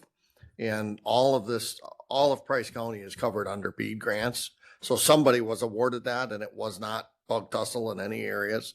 So there's a couple different, 2-3 different companies that were awarded the BEAD dollars, and I know one of them fairly well, has got all the cable, has everything engineered, is ready to hit the ground running right now as soon as Mother Nature lets them. So the internet side of things are going to start to be covered everywhere, which was part A of this, but the tower part is part B. And that's where, when Nick is saying maybe we should step back, let's start a new project, close that old one out, start a new one where we could partner with Bug Tussle to build their towers. So we had them for our radio equipment, because they're not going to do much for internet. Once fiber hits the ground, they're going to be done as far as launching a wireless product. So am I correct from what you were saying that the 15 million minus the 2 draws that we have control over whether they can draw out of there? So we have control of those funds right now, correct? Yep. So when you guys pass the resolution, and how the program works is you pick a signer. So you guys chose the county administrator position, whether it was me or a different county administrator. So what I get, and I've only got it 3 times now, twice for a draw, which just says we're drawing to pay you guys your money. And then once where it shows like the bills for the 5 counties, and they highlight Price County work. And so it shows what they did to earn the draw or take the draw. Where we were holding off on this, I got a bill for 7,400, 7,000 something. And I told him I'm not signing this, because we had a meeting in October, November, that said, oh, we haven't talked to you in a year and we haven't done this project or anything with the project. A month later, I got a bill saying we did $7,000 worth of work. So I said, no, I'm not paying that. Come to find out, that work that I got the draw for was from December 2024 and January 2025. So it was well before when we spoke, and they said they didn't do anything. And the draw was for like engineering work to review the project to see if it's viable, whatever. I don't know what the findings were. So that one will eventually get paid because that was part of the project. But yeah, so the 15 million sits in it's not a trust account, but I guess that's the best way to look at it, is our name's on it, Bug Tussle's name's on it, but The only person that can release that money is the county administrator for Price County. So I get a document, I have to sign off on it. With that release or with that money, I don't know. I'm assuming they're not stupid and have it sitting there at 0%. So $15 million, even earning 3% would be a market savings account right now, a high yield savings. They should be in the positive. And the first 3 years, there's no payments. So there is an interest bearing. So maybe you're short a little bit. So that 15 million turned into, does anybody remember the interest rate? They got 4. So you're actually 1% down. So they would have to pay that difference. Bug Tussle would be, to close it. So I like the way you're handling this. I think it's the appropriate way to go, but obviously it's not an agenda item, so we can't act on it today. But do you need something from this board to guide that? Because No. if the yellow flags that you're producing are red flags for me. I was trying to be nice. Yeah. No, well, Red I'm not going to be nice at $15 million.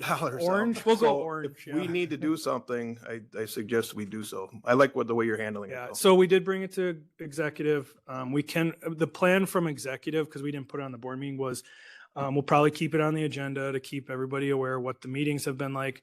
We are inviting them to the full board to stand in front of you guys to say what's going on. Because I think either they need to mend the relationship or end the project. And mending the relationship is a steep hill to climb, I think, at this point, is kind of what I've told them. Again, I haven't met with that. It's Chris Schneider, right? That sounds right. Scott, Steve. I knew it was Schneider. Steve Schneider. Keep trying. Mr. Hastings. Steve Schneider. How many towers are we down to now? It was 13, 10, 8. I don't know. That's the problem. Is Yeah. they're not communicating with us. Mr. Sheriff, how many towers do you need to run your radios?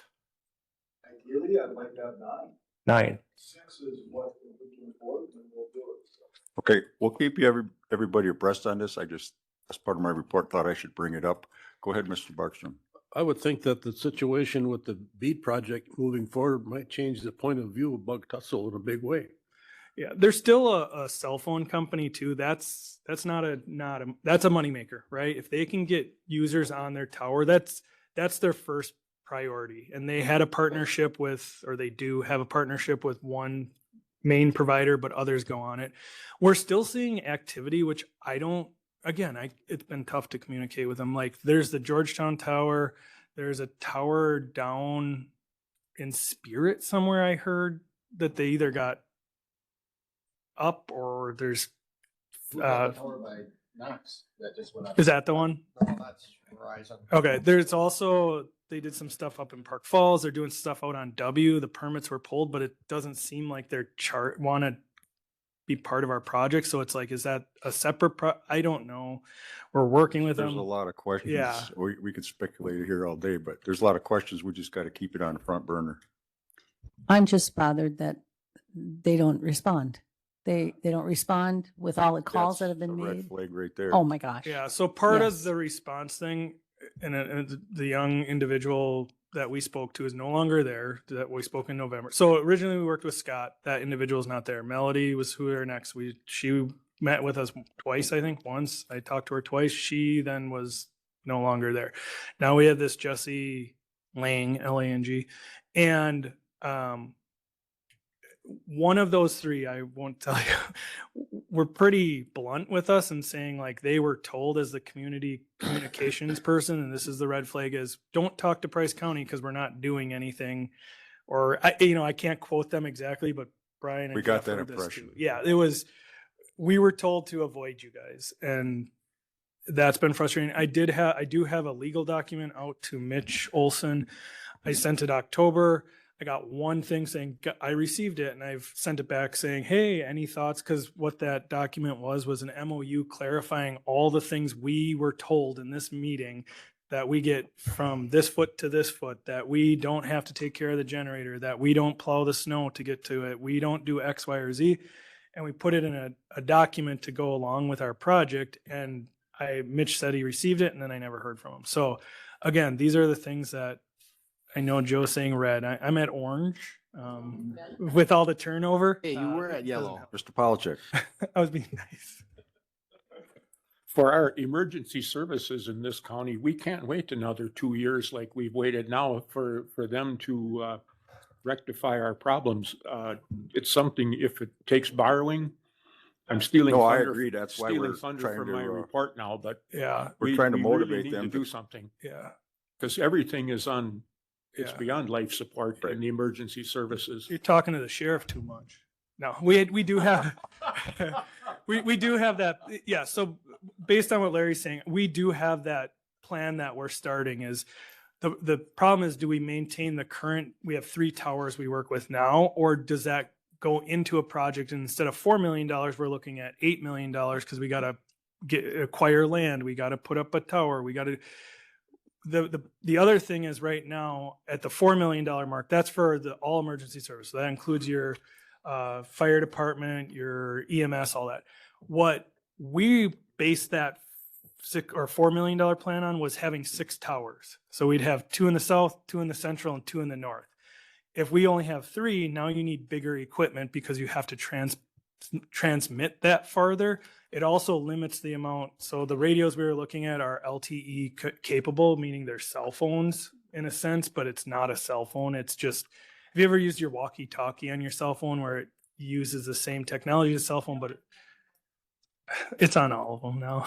But anyways, it's that kind of technology through the radios. So if you're in a building, you'd get better service. We'd be able to track based on your radio. So if you leave your car, so the technology problem now is if we don't have these towers, we're behind on having cell phone service when we go up to Pike Lake, or we go down to Spirit, or go down to Georgetown. So it changes everything over and over when we don't know what the future of the towers are, or if we have access. If we don't have access, like, so if they're doing these towers without our money and we don't have access, we're looking at rent, if we have to rent space, approximately $1,500 to $2,500 a month per tower.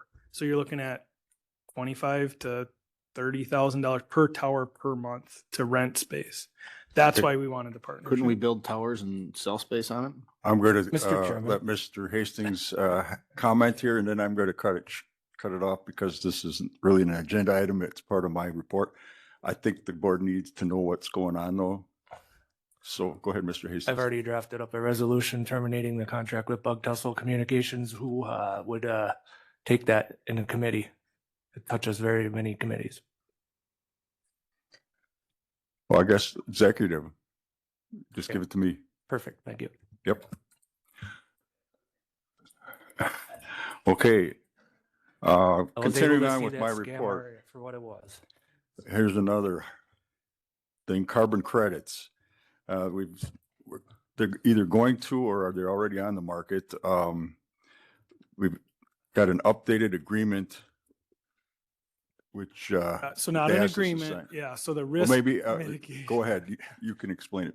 I'm taking the thunder out of the board chair here. So we received about a month and a half ago an updated risk something document. So we signed one originally.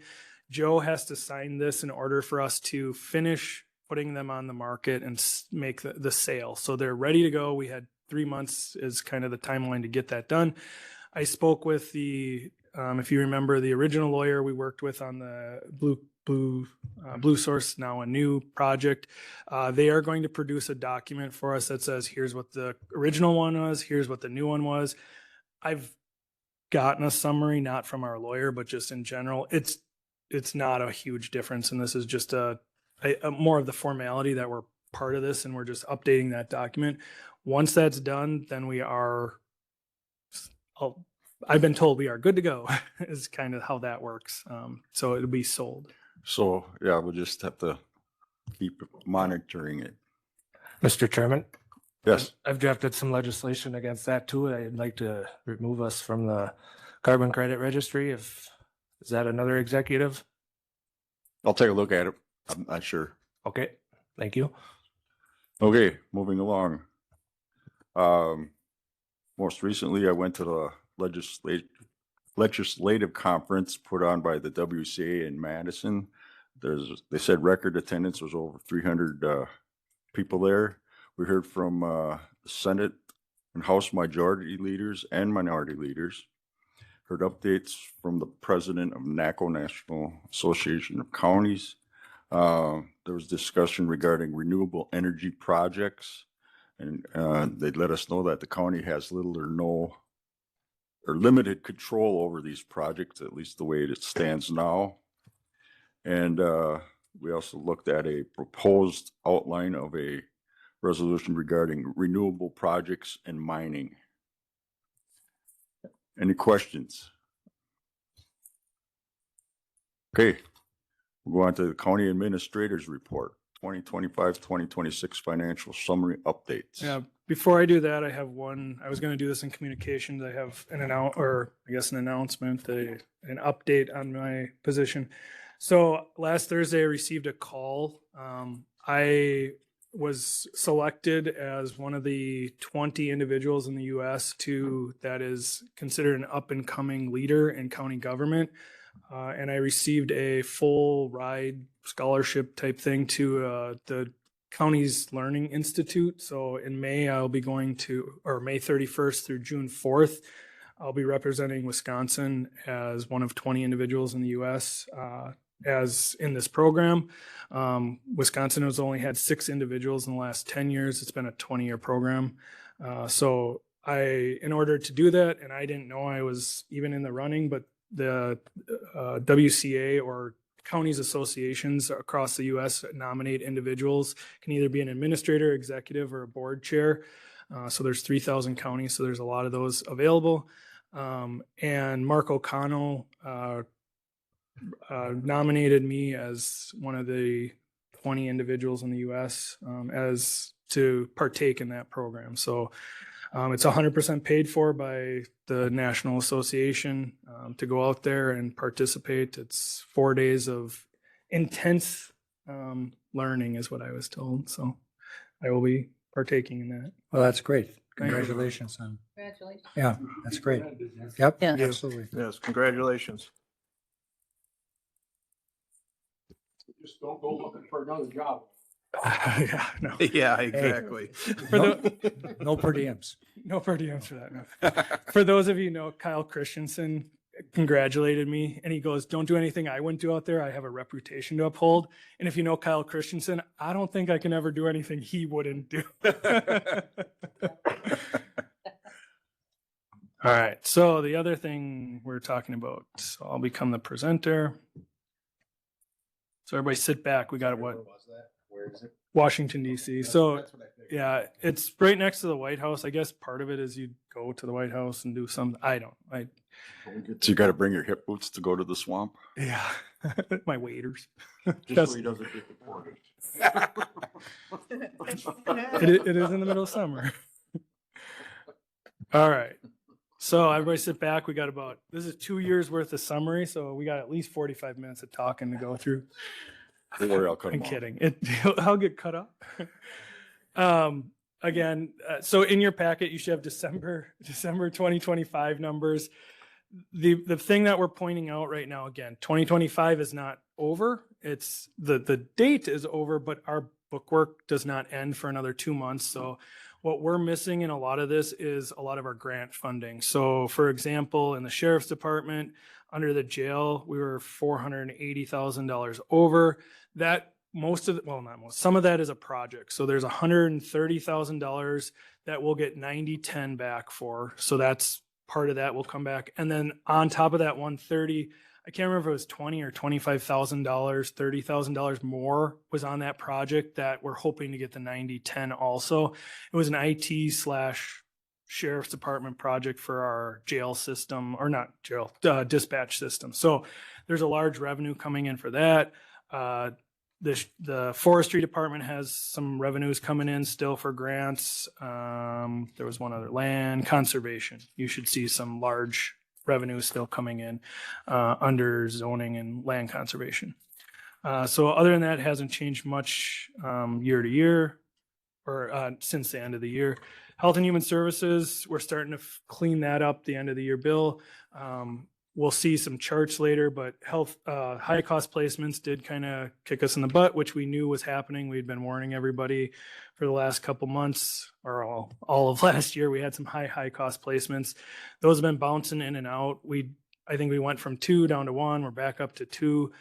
We had one that was a high cost. It's not a placement, but a high cost transfer, I guess guardianship where the individuals were placed with a family member, but because it was out of state, there's issues with the school system. So this state that we transferred to, it has I can't remember, it was, if somebody remembers the name of the program, STAR program or something, there was a name to this program where the state does not pay for non-guardianship placements. So we had two individuals that we sent out to a family member. They get put in the school. We get assessed the cost of those children in school. So we paid, I think it was $20,000 this year with a potential of $60,000 next year. And that's if the guardianship doesn't go through. I believe, well, the Health and Human Services, based on what we've talked, the guardianship should go through within the next 3 to 6 months. That's a normal process unless there's something wrong with the home, which we don't believe there is. So that should end this summer with that schooling cost. We've also had the high cost placements in general. Other funds, the biggest one that changed was highway. Nothing major, but winter did kick us in the butt the last couple months, where I think we came to you guys in November and talked about how we're in a great place as long as it doesn't snow and ice. Well, snow and ice came, and we had probably one of our highest cost winters that we've had in 5 years, probably 6 years we had talked about. So nothing major. We're over slightly, but we had more revenues than normal. So in general, that fund will stay about the same.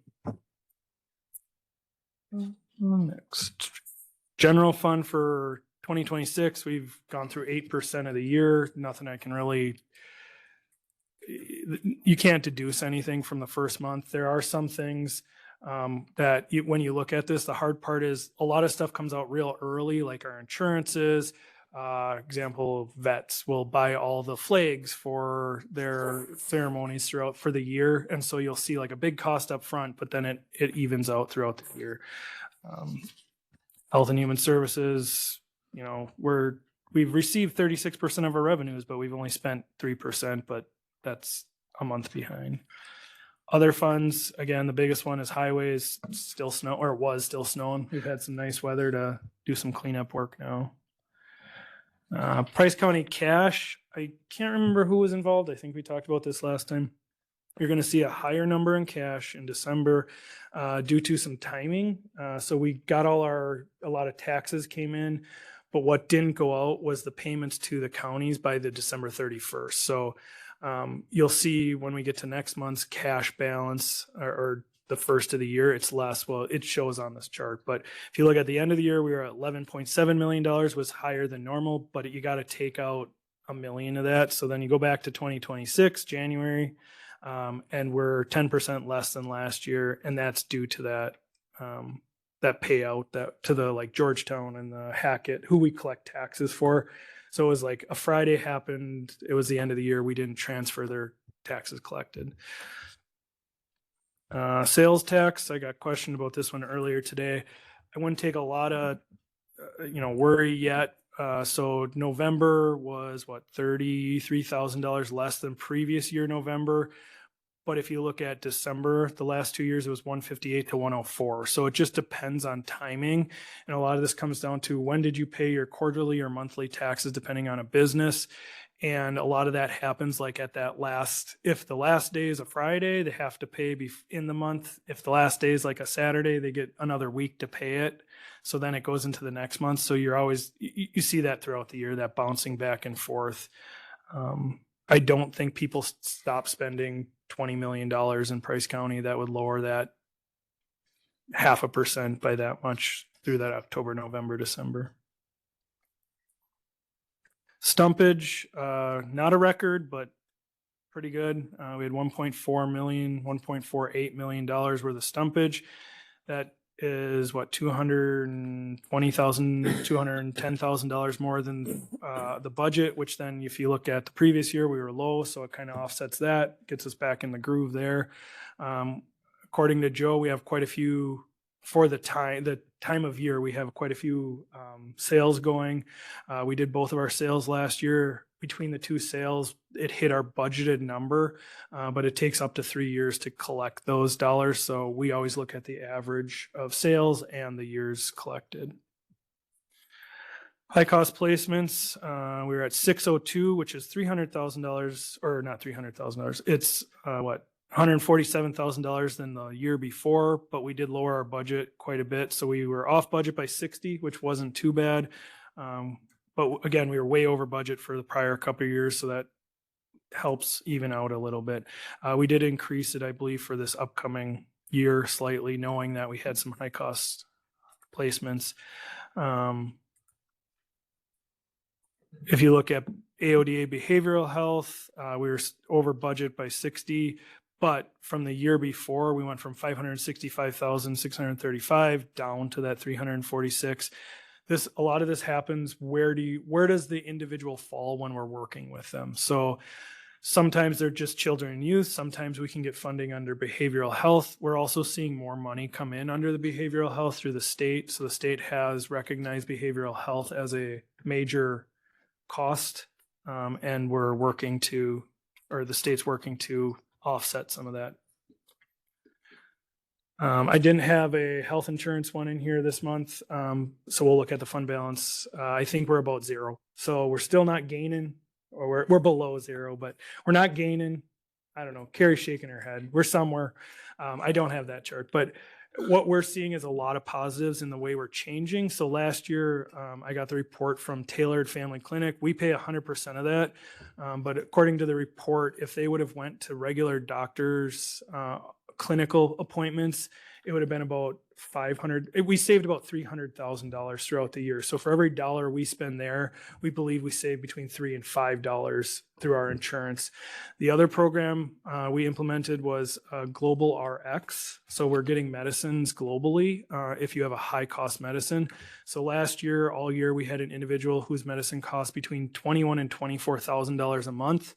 That same medicine out of New Zealand was $6,000. So we saved $150,000 going forward just by implementing that program on that one medicine. We had 6 of them that qualify for this program, so we're seeing significant savings there. We do have a stop loss, but then our stop loss insurance gets really expensive if you keep hitting it every year with an employee, and the stop loss I believe is $120,000. So we still got to pay the first $120,000 for anybody.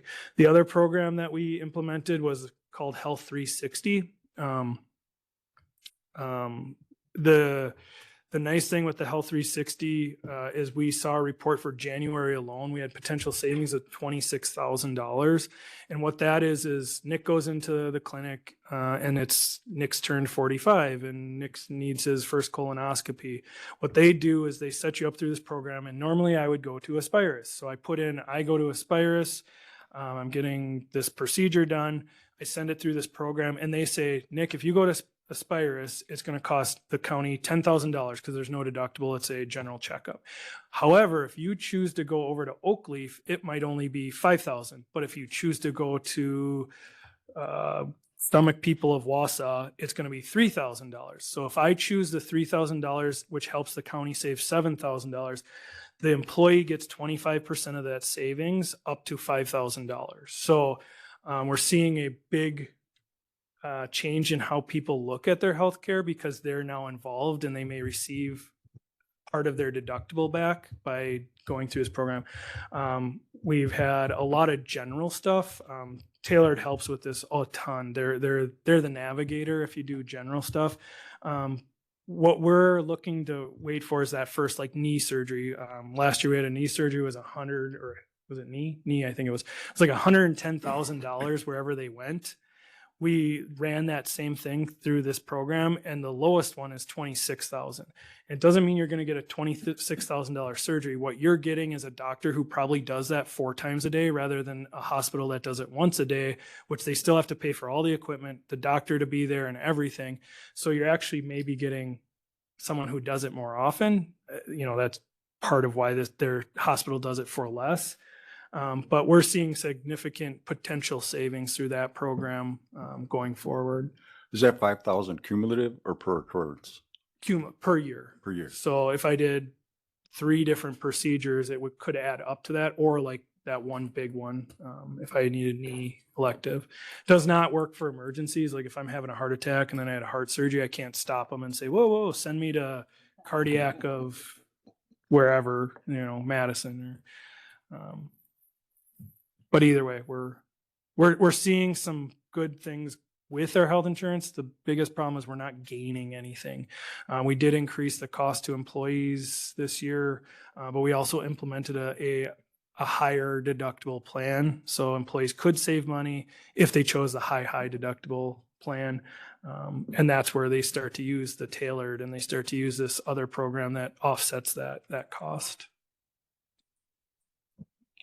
Any questions regarding the report? Mr. Kopish? A couple. Nick, on that, when you're talking about how far we're short so far, but we're not done with the year, the total is at 956 minus? I don't know where your 956. That's other funds way down in the bottom. You got a summary? Yep. What do you think that number is going to come out at with the revenues we haven't received? I would guess we're going to get another 200,000 to 300,000. Yes. On the conservative side. So we're going to be still 600 something short? Yes. Yeah. You don't make accrual entries. Do the auditors do that if the stuff hasn't come in? No, I do. That'll Oh, you happen in do that? April. But they're not in there They're yet. not in there yet, no. When do you cut off that balance sheet? March 31st. Okay, and then you still got health, human services, and the highway too. You still got after that, right? No, highway is done. Highway's done? February Oh, something. oh, Yeah. okay. So all you got left is health. Okay, so we're gonna end up around 656,000 short. Okay. The high cost placements, they're at about minus 120, I think, because we just had that at the Health Human Services Board meeting. Is that a done number? No, Carrie said at the last meeting that it's close. Okay. I wouldn't call it done, but it's close. Yeah. Okay, well, that's not as bad as it was looking for a while. Right. And then Yeah. that's where that 400,000 comes in. So really, we're not going to be short 600 because there's 400. Yeah, that's not We in there. borrowed. So the 400 that we borrowed, that will go in their fund. Explain it to me, I missed. The 400,000 that we borrowed for debt. Yeah. Health and Human Services, that will go in their 2025 fund. It's not in those numbers yet. No, that'll go in their fund. Correct. But it'll show that's, as a revenue because we have to do the journal entry that shows it as a revenue. yeah, okay, but that doesn't affect Correct. 25, okay. Well, it will. You won't have a loss. I'm gonna do it, it's, because we. Oh, you're gonna actually, Because oh, you okay. take it on past. Okay. That number. Yeah, okay. Yeah. That'll affect that 656 then? Yes, yeah, we didn't even think about that too. So on $34 million, we're off about 600,000. Even though it's an extra budget item, we're borrowing it this No, year, so we that borrowed it cash will based show up. on, no, Okay. we borrowed it based on last year's Yeah. performance. Okay. All right, and how is the audit going? Good? Good. Yeah. Right now, Highway's gonna be the first one to start, that'll be the beginning of March, or middle of March, and then April's when they do. So I'm still in the gathering stage of everything. Okay. Having no two surprises. two announcements with our audit. So Joan Betts, the individual who normally does our audit, this will be her last audit with us. And then also at the executive committee, they did make a motion to go out for an RFP for auditors. So Yeah, I saw that. I was wondering what, yeah. we've been with them 8 years. They've been great. Hopefully There's they're no the, complaints. We just make Yeah. sure that we're getting a good deal. There's one I wouldn't recommend, but I won't mention it publicly. Anyway, I wasn't even on the mic, but there's one I Anything wouldn't else recommend, but I for, won't mention it. Anything else for the administrator? Anything more, Nick? Okay, move on. Committee of the whole, agenda item number 3, chair reports, administration, Mr. Warco. Yeah, I don't have a great deal to report. The last meeting basically consisted of just the salary issue that we dealt with. And the meeting before that is when we did the admin manual. So unless there's any questions, I don't have anything. Okay, any questions for administration? Mr. Hastings? I looked for the meeting on YouTube yesterday and I did not see it. yeah, Accurate? Yep. So that one, I don't know what happened. It only went 3 minutes. So that one did not get recorded. Or not 3 minutes. It was like 30 seconds. It was, Yeah, it was I don't know. only a couple seconds. For some reason, the file was corrupted, so we tried to upload it to YouTube. We checked our original file, and there was only 2 seconds of it. Know why? We don't. The other ones all worked that week, so we are transitioning. WebEx is transitioning to our phone system. So I know between Jules and I, we've had problems even just getting the meetings up and running, but that's because we're trying to we can't have a PC administration one anymore. We have to do it under our not personal, but our work WebEx ones. The problem with that is if I'm not here, no one else could start it. Or if, say, Jules was she's the one that puts them all in here. If she's not here, she couldn't start it. So we're trying to work through how that looks with direct, with the way we have to set things up. How is it being Probably not. recorded right now? It's working now. So did how? the Like highway what program? WebEx. So through Okay. the program. And it's an internet program right now, and you said it's changing to a cell phone. No. So WebEx is like Zoom. It's just a business product that we use called WebEx. Our WebEx server is also our regular phone server for all of our office phones. We're getting rid of our office phone system because it's, I think, 12 years old, 10 years old, and we can't get phones anymore. So it's going to a app-based system through our computers. So it's combining the two programs. Okay. Okay, anything else for administrators report? I'm sorry, administration. Hey, got up. Hey. Got a raise today. Well, he was doing all the talking, so I got confused. Doesn't take much nowadays. Okay, next up is executive committee report. That'd be me. We had a meeting on January 15th. We had the treasurer's report. Some of the discussion revolved around 2 unsold properties and the starting price for the relisting. Also 2022 70 parcels were initially slated for the REM process. Register of Deeds gave the December report, 304 documents, $12.2 million in straight sales. Office of Administration discussed the resolutions that we had today. Including that bridge and culvert aid, and passed a motion regarding the full board, sending the administrator's contract to the full board.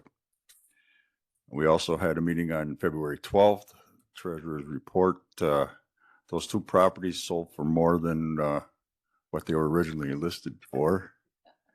So that's a good thing. And the 70 properties that were slated has been reduced to 53 so far for in REM. The Register of Deeds gave her report. Office of Administration gave the same report we had today. Clerk's office gave us an update and came out with a new calendar because I think the original one had a March board meeting on it, and there's no March board meeting. And then at the first meeting, I neglected to say in January, SEP came to us regarding forgiving the $5,000 loan. The committee decided to offer them a payment plan, details to be arranged. At our February meeting, it was announced that SEP just paid it in full. So we have that $5,000 totally repaid. We also talked about buck tussle, but we talked about enough today. Any questions? I go on. Mr. Hastings.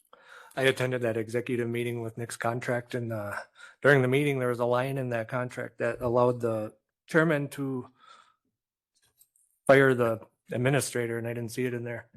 Did something happen to that line? You guys removed it? Yeah, I so didn't know that. it was never, the first edition had it in there. So what Mr. Hastings is talking about is the first, before we started negotiating, what came forward was instead of you guys vote as a full board, there was an option 3. So there was option 1 was if you vote 7 to 13, there's a payout. If you vote 3/4, there's a smaller payout. And then option 3 was put in there that if we knew a vote was coming, the board chair could offer this position a letter of resignation and we would skip that whole process. That was removed after the first negotiation going into the second day or second meeting of negotiation. It just wasn't removed when They never approved that line item to go to the legal to review it. So it is not in there. Anybody else have any questions for executive? Okay, moving along. Forestry and Parks, Buildings and Grounds. Well, we have not met for a couple months. We will meet in March. So, but as Nick pointed out, we did hit our budget goal for the year plus a little bit. So that made up a little bit of the shortfall from last year. It has been a really good winter for logging, not really good for selling your wood. The mills are pretty well full and shutting down. So whether the roads are posted or not, most guys can't get rid of a lot of wood right now. So kind of hurting us there, but otherwise the forestry, the winter was really well. As far as buildings and grounds goes, the lights are on and the sidewalks are clean and Josh is doing what Josh does good. So that's all I really have. Any questions, comments? If not, move on to Health and Human Services, Ms. Hodek and/or Mr. Kopish. Actually, I'm going to have Mr. Kolpish do it. I was at the legislative conference and he chaired that committee for me. So Yes, and she gave me this morning and said, do it. Yeah, I sent you an email. I didn't seem to get that. No, you didn't seem to, but I did. I can show you. I'm just kidding. Yeah, you're trying to ignore. Yeah. Mr. Kopish, could we have a Anyway, report, please? yeah, I Thank you. have a report. Anyway, I had to fill in for Paula at the meeting, and of course, she was the only one that was absent. We had new employee introductions. Huh? And Deanna Hartline is a new employee in our Economic Support Department. And then we had Caleb Borgen give a report on children and youth, and basically nothing much different. I think our placements were down a little bit in the fourth quarter. And the other thing I noticed on the report as the amount of placements due to drug issues has been lower than it had been in the past. On economic support, Beth Moore gave the report, and she deals with claims and deals with finding fraudulent claims. And I was impressed because we have a 10-county consortium, I believe, with this. There's over $500,000 of fraudulent claims in last year, just up in our area. Now, I never saw that before. To me, that was impressive that they had uncovered that many claims that were false. And then our error rate in Price County is at 3.5%, which is somehow there's an error in the processing. And the requirement is 6%. So I thought that was worth noting because we're doing a really good job there. Public health, everything there is moving along very well. They are working on our preparedness and needs assessment plan. That's all our emergency and all that stuff. They're working with the schools and everything and getting that all up to snuff, which again is good. And then there was a report on respiratory issues in our northern region, and we're higher than the state average. But I would attribute it to the fact that we have a higher elderly population in our area than the rest of the state. And I think the two of them go together. I think you see more respiratory problems as people get older. Don Griesel gave the aging and disability report, and that was pretty standard, and the ADRC governing report, and that was pretty standard. Chana Remarkowitz gave the quarterly report on behavioral health. And the thing that stuck out to me is we have one person dealing with this. This is Children's Services. And that one person is handling now over 60 cases, and the average caseload in the state is 25. So we need to address that. This person is doing an absolutely fantastic job, and they form relationships with all these children, but that's way overboard. So I think this is something we need to look at as far as getting somebody else in that department. And Sarah's working on a report for the committee to review and where the funding comes from, Yeah. because this is 100%. I think it's funded, yeah. Yep. So it's not a cost. Yeah, so you get so much per case. Yeah. And the problem is, like, say it's 35 cases, what we want would be paid for an employee. What you don't want to do is get 36 cases, hire a whole nother person, because then you're on the cusp for paying for 34 cases worth of a person. So we're at a point where we've hit capacity where if we bring somebody in, it should be covered. So we're working. It's on just that been right going up steady all year. Yeah. Just came in here at about And they 50, stay with the now it's program over for a 60, long so, time, yeah, yeah. yeah. Anyway, okay, high cost placements, we talked about that, so there's nothing much to report there. And Sarah gave a brief director's report, and that was pretty standard. We passed out an organizational chart, which was helpful, that all the board members see how many employees we have and where they are. So that was good. And other than that, unless there's questions, that was the meeting. Good meeting. Not as good as if Paula were there, but it was a good meeting. Well, I'm thankful you see that. My only comment, Oh, wait a minute. I don't have a question, but my comment is I'm glad to hear that we're working on putting together something so we can get an additional person here, because I hate to see somebody leave because of, Yes. burnout. That's a scary thing. And this is a long-term employee, dedicated Yeah. employee, and From she the needs some area. relief. Yes. Yeah. So I want to thank Mr. Kopish. I was in some sessions and I was going to slip out and come online, but I told Brian and Nick, I said, well, maybe I shouldn't do that because he's probably thinking I'm checking on him. That's because you were too busy sitting next to me babysitting. I had Oh. Paul on one side and Brian on the other. As so I it should be, had to right? pay attention at the conference the whole time. Oh, Okay, I moving got one along. more.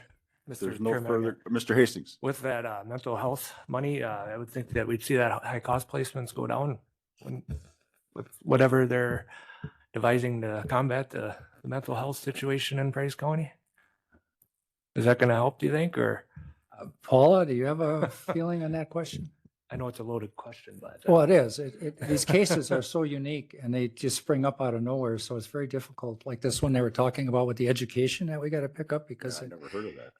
how do you account for that on Well, these high cost placements? I don't know how you do that. well, and sometimes Keeps going way up. sometimes they move into our county knowing that we have a kind of program like that because they've moved out and then they came back. I think our case numbers are not extraordinarily high. I Really? think I think it's just, we got a couple of Right, real just high humdingers cost. that's costing us. Yeah. Situation. And I want to clarify what Paul said. We have the same programs as every other county. So moving here doesn't mean they're coming here because we're better and we give more away. It's the same program in each county.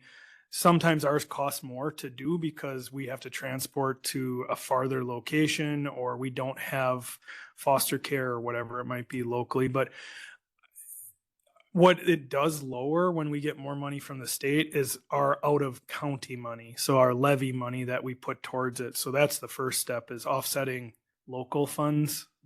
It's programming is programming. Thanks for that. Yeah. Okay, next on the agenda is report highway and transportation. Mr. Palchek. Highway report. The crew has been out 16 times for winter maintenance since the last meeting. They have been busy removing snow from all state and county bridges, as well as pushing back snowbanks and benching snow where needed. They've been chipping trees on all highways that were damaged by the ice and snow, have repaired 2 guardrails, as well as working on sign repairs. In the shop, we took delivery of a used 2020 F-150 to replace truck 3C, which was totaled due to damages. The new truck will be assigned to the sign department. We also took delivery and prepped a new Cat 255 tracked skid steer. Updated delivery for the 2 Freightliner chassis is expected to be early April. 2 ceiling tube heaters have been ordered for the rock shop and will be assembled and installed by Buildings and Grounds when they arrive. The airport has been busy with snow removal and working on regular maintenance. Bid openings for our T hangar and taxiway will be on February 26th. The dams are all in good shape. We won't know where the water levels are until the ice goes away. No, we know where the ice. Our next highway meeting will be March 4th. Jordan, are you listening? I will not be there.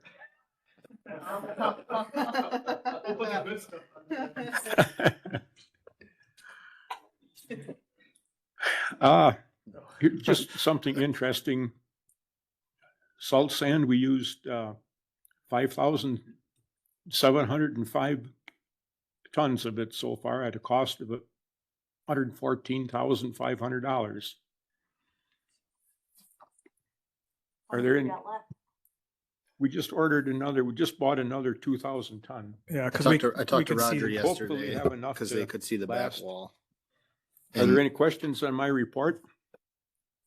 Michelle had a question about what happened to the truck. The truck had a boo-boo because of it got hit in the yard. Yeah. Yeah, Well, no, another piece of no, an equipment. operator was, on the night shift was cleaning the parking lot and backed into it with the wheel loader. The one that needs to be replaced? Yeah. Pickup truck, yeah. Good to know that wheel loader still works. Yeah, it still works. It was the The, blade. the that truck caught didn't it. move when the beeper was beeping.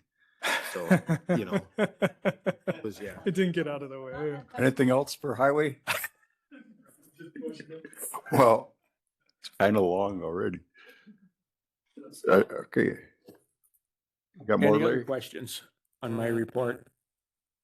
Otherwise, I'll go on to the 26 Winter Road School. So if anybody needs a cookie or a donut or a cup of coffee, it'd be a good time to get it because it was a long meeting. The 6 to 20 foot culvert inventory is now complete, and the state has issued $30 million in state aid set aside for replacements of 17,000 culverts. Elrip across the state, yep. Local road improvement program cycle to 26-27 dollars set at 38 million. And 1 million of the dollars is going for new DNR positions. We were ecstatic about that. We have a 7.7 increase in machine management rates for the counties. Our scholarship auction for students in civil engineering career was $9,760. The first auction brought us $143. Nice. And we got almost $1,300 from Joe on the auction.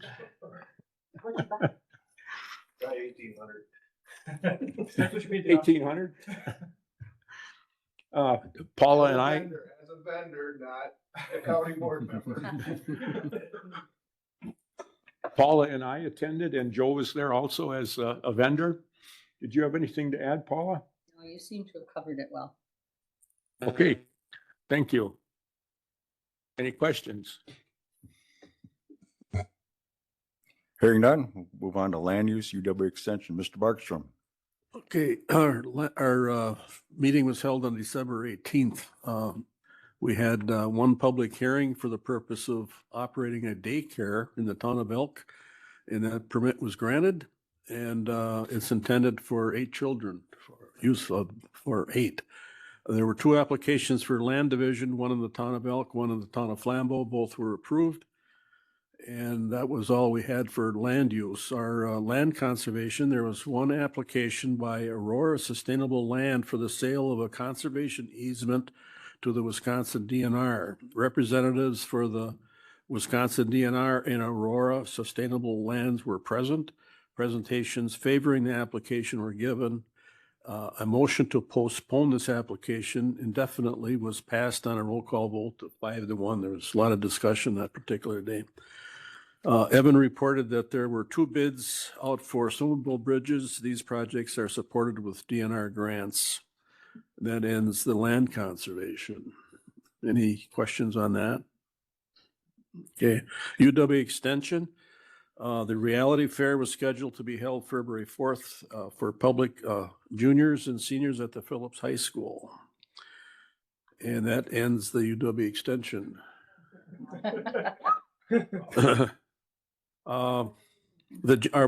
We had scheduled a January 22nd meeting that was canceled.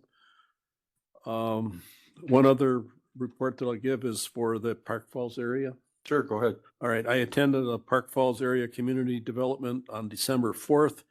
And of interest was the PETA Corporation, also known as the Weather Shield, desires to double production in that facility, but they would need additional employees.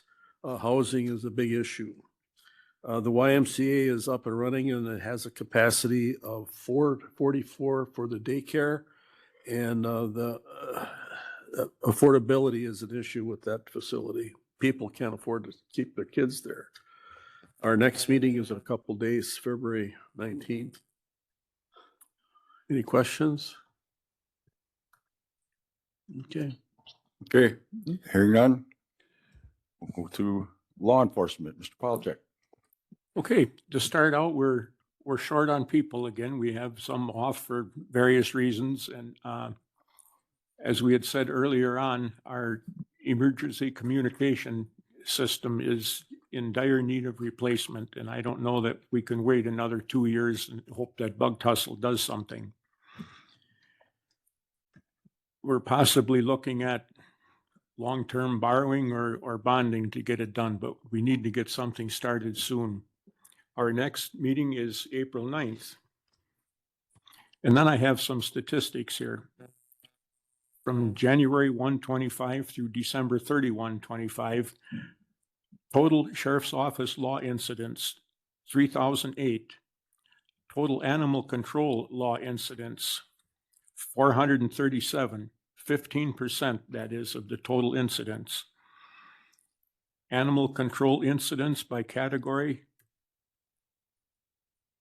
animals 215, animal bite 35, animal welfare cases 34, nuisance animals 10, assist other agencies for cat bite number 1, lost and found animals 142 for a grand total of 437. Total bookings for 2025, 638. Total bookings for 2024, 556. So things are going up every year. Civilian dispatch calls, 9,105. Law incidents, 3,008. Incoming and outgoing calls, 88,213. Minutes on the phone, 309,607. Total minutes in a year, 525,600. Now pay attention, that's going to be on the test. And that's administrative and that's all calls. We are still looking for a district attorney. The governor has not appointed one yet. Under new ordinances, a dangerous animal household ordinance was brought up. We decided to add that to one of our older ordinances. Equipment needs, again, are up. Everything is on end of life. Our tasers, we're getting parts from eBay to keep them going. We tried it on Nick and didn't even work. We're looking at a government surplus armor. The federal government has a 1033 program through which the county can apply for military grade equipment to protect officers and armed suspects. There is 7,000 authorized for rifle armor in the sheriff's 2026 budget. Oh, I did? You said we're arming the suspects. Oh. Well, excuse me. We are listening. The older we get, the more fun we are to watch. I was ready for the test. There's 7,000 authorized for, help me out, Mr. Sheriff. For the 2026 budget, and a yearly cost for an MRAP 4-wheel drive armored vehicle is $250 plus maintenance. The department will continue researching the vehicle. It's government surplus and we can get it for nothing. We just have to provide the maintenance and come up with the $250 upfront cost. We have to get it here. So Yearly? Yeah. So the first cost is, and that's where that $7,000, there's a budgeted item for armor or whatever, something for our equipment. And so my understanding is it's located in Florida. So we'd use that $7,000 to get the piece of equipment here. And then going forward to continue to be in the program, it's $250 and then any maintenance on the vehicle. And if I understand right, there's one caveat. If the military decides they need it, they can take it back. They can come and get it and take it back. I think we should expedite that baby right up here for them guys. Just one? See? Our rec officer full reports were presented and are on file for Boat Patrol 2025, Snowmobile Patrol All-Terrain Vehicle Report. There were 123.5 total hours spent on boat patrol, 6 citations were issued, 20 warnings were issued, and there were 95 contact water safety inspections. There were 76.5 total hours spent on snowmobile patrol, 4 citations were issued, and 3 warnings were administered. There were 276 total hours spent on ATV patrol, 16 citations were issued, and 21 warnings were administered. It's the department's policy to give people warnings rather than citations. Joe Janik of the K-9 unit will retire in 2026, and K-9 Dixon will retire as well. The sheriff will select someone internally to fill and train for the position. Are there any questions on that lengthy report? Good. What was Walt upset about? What? What was Walt upset about? It's hard to tell. What about the other guy that was here? You'd have to ask Walt Okay. and Yeah, him too. Yeah, him too. Thank you. Okay, thank you, Larry. Do you have anything to add, Mr. Sheriff? Okay. Mr. Drobnik, is your mic on? Is now. I just wanted to make sure I was going to be on here for a hot second. So my cousin ended up having a house fire this weekend, and I guess we had a tractor fire over the summer. So when I get that we're closer to the Rusk County line, so I understand why, we went off the Hawkins Tower. They're down south on I where their fire occurred. But it's alarming to me that both of those calls went to Rusk County first. And then when he called back, it went to Bayfield County, like for the house fire, and then had to call a third time to get it to Price County. Let's do that, law enforcement. Are you guys gonna have a private conversation? No, it's just concerning to me. I mean, and I'm sure it has to do with a lot of different things, but This isn't the first time. That wouldn't be the tower issue. That would be I'd like to help blame it on the tower. That'd be a much easier sell. it's cell phone issue and where that tower is Called off located. My cell phone undoubtedly, and they would have been hitting a tower in Rusk County, so it would have automatically directed them to a 911 center in Rusk. Correct, Brian? It does. If there's problems, there's like the bugs in the machine where you'll get a call from Kennan, but it went through Lincoln County, or it can go to Oneida County. It depends. Again, this is the issue with both, with your voice over internet. Instead of having copper, you're gonna be dealing with some of this at time. That really doesn't have. That doesn't have a lot to do with the system we're updating. That's more the BadgerNet. It's the 911 under system that we connect to. So by doing our project won't fix that. Cell phone towers would help. It will help. Sure, it'll help. Nat will convene out of the committee of the whole. Date of the next meeting. There will be 2 in April. First one will be the organizational meeting, April 21st, 9 a.m. here. Nick, do you want to expand and remind everybody Yeah. of the new process here? So about 2 years ago, you guys put in your supervisor manual that we're gonna clean up how we do our organizational meeting. So your first meeting in April will be your swearing in. It'll be electing your chair, vice chair, highway executive. We'll also have some trainings, some basic stuff. So it shouldn't be this long, but it should just, it's organizing who you are. Once we know who the board chair is, they will have 1 week to set the committees those committees then will come to that next meeting. You will see who those committees are, and at that, it would be a normal meeting of the board, would be that second one. We'll call each one of those committee groups, those 5 people groups, to order and elect your chair and your vice chair in order to have your meetings going forward, because the chair of a committee is the one who sets the agenda. In the past, we've really shouldn't have been having an agenda made by the clerk or whoever, we worked with the board chair usually to make it. So we're just going back to a process that most counties use to have your organizational meeting, set things up, and then have a regular board meeting of business items. So the only committee we'll have a problem with is in between that would be a land use and UW extension. So I'm assuming we'll skip the April meeting because you wouldn't have a chair or vice chair at that time. Health and Human Services is a little different too, because those are appointed by the county administrator, and those are 3-year terms. So most of those don't, as long as you don't have a individual who's not running for board, those positions don't usually open up. But we'll have to review that also. So 2 meetings, 1 organizational, 1 actual board meeting. First one's April 21st, second one's April 28th.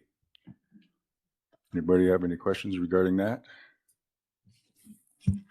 Okay, hearing none, I hereby declare this meeting adjourned. Thank you all for coming.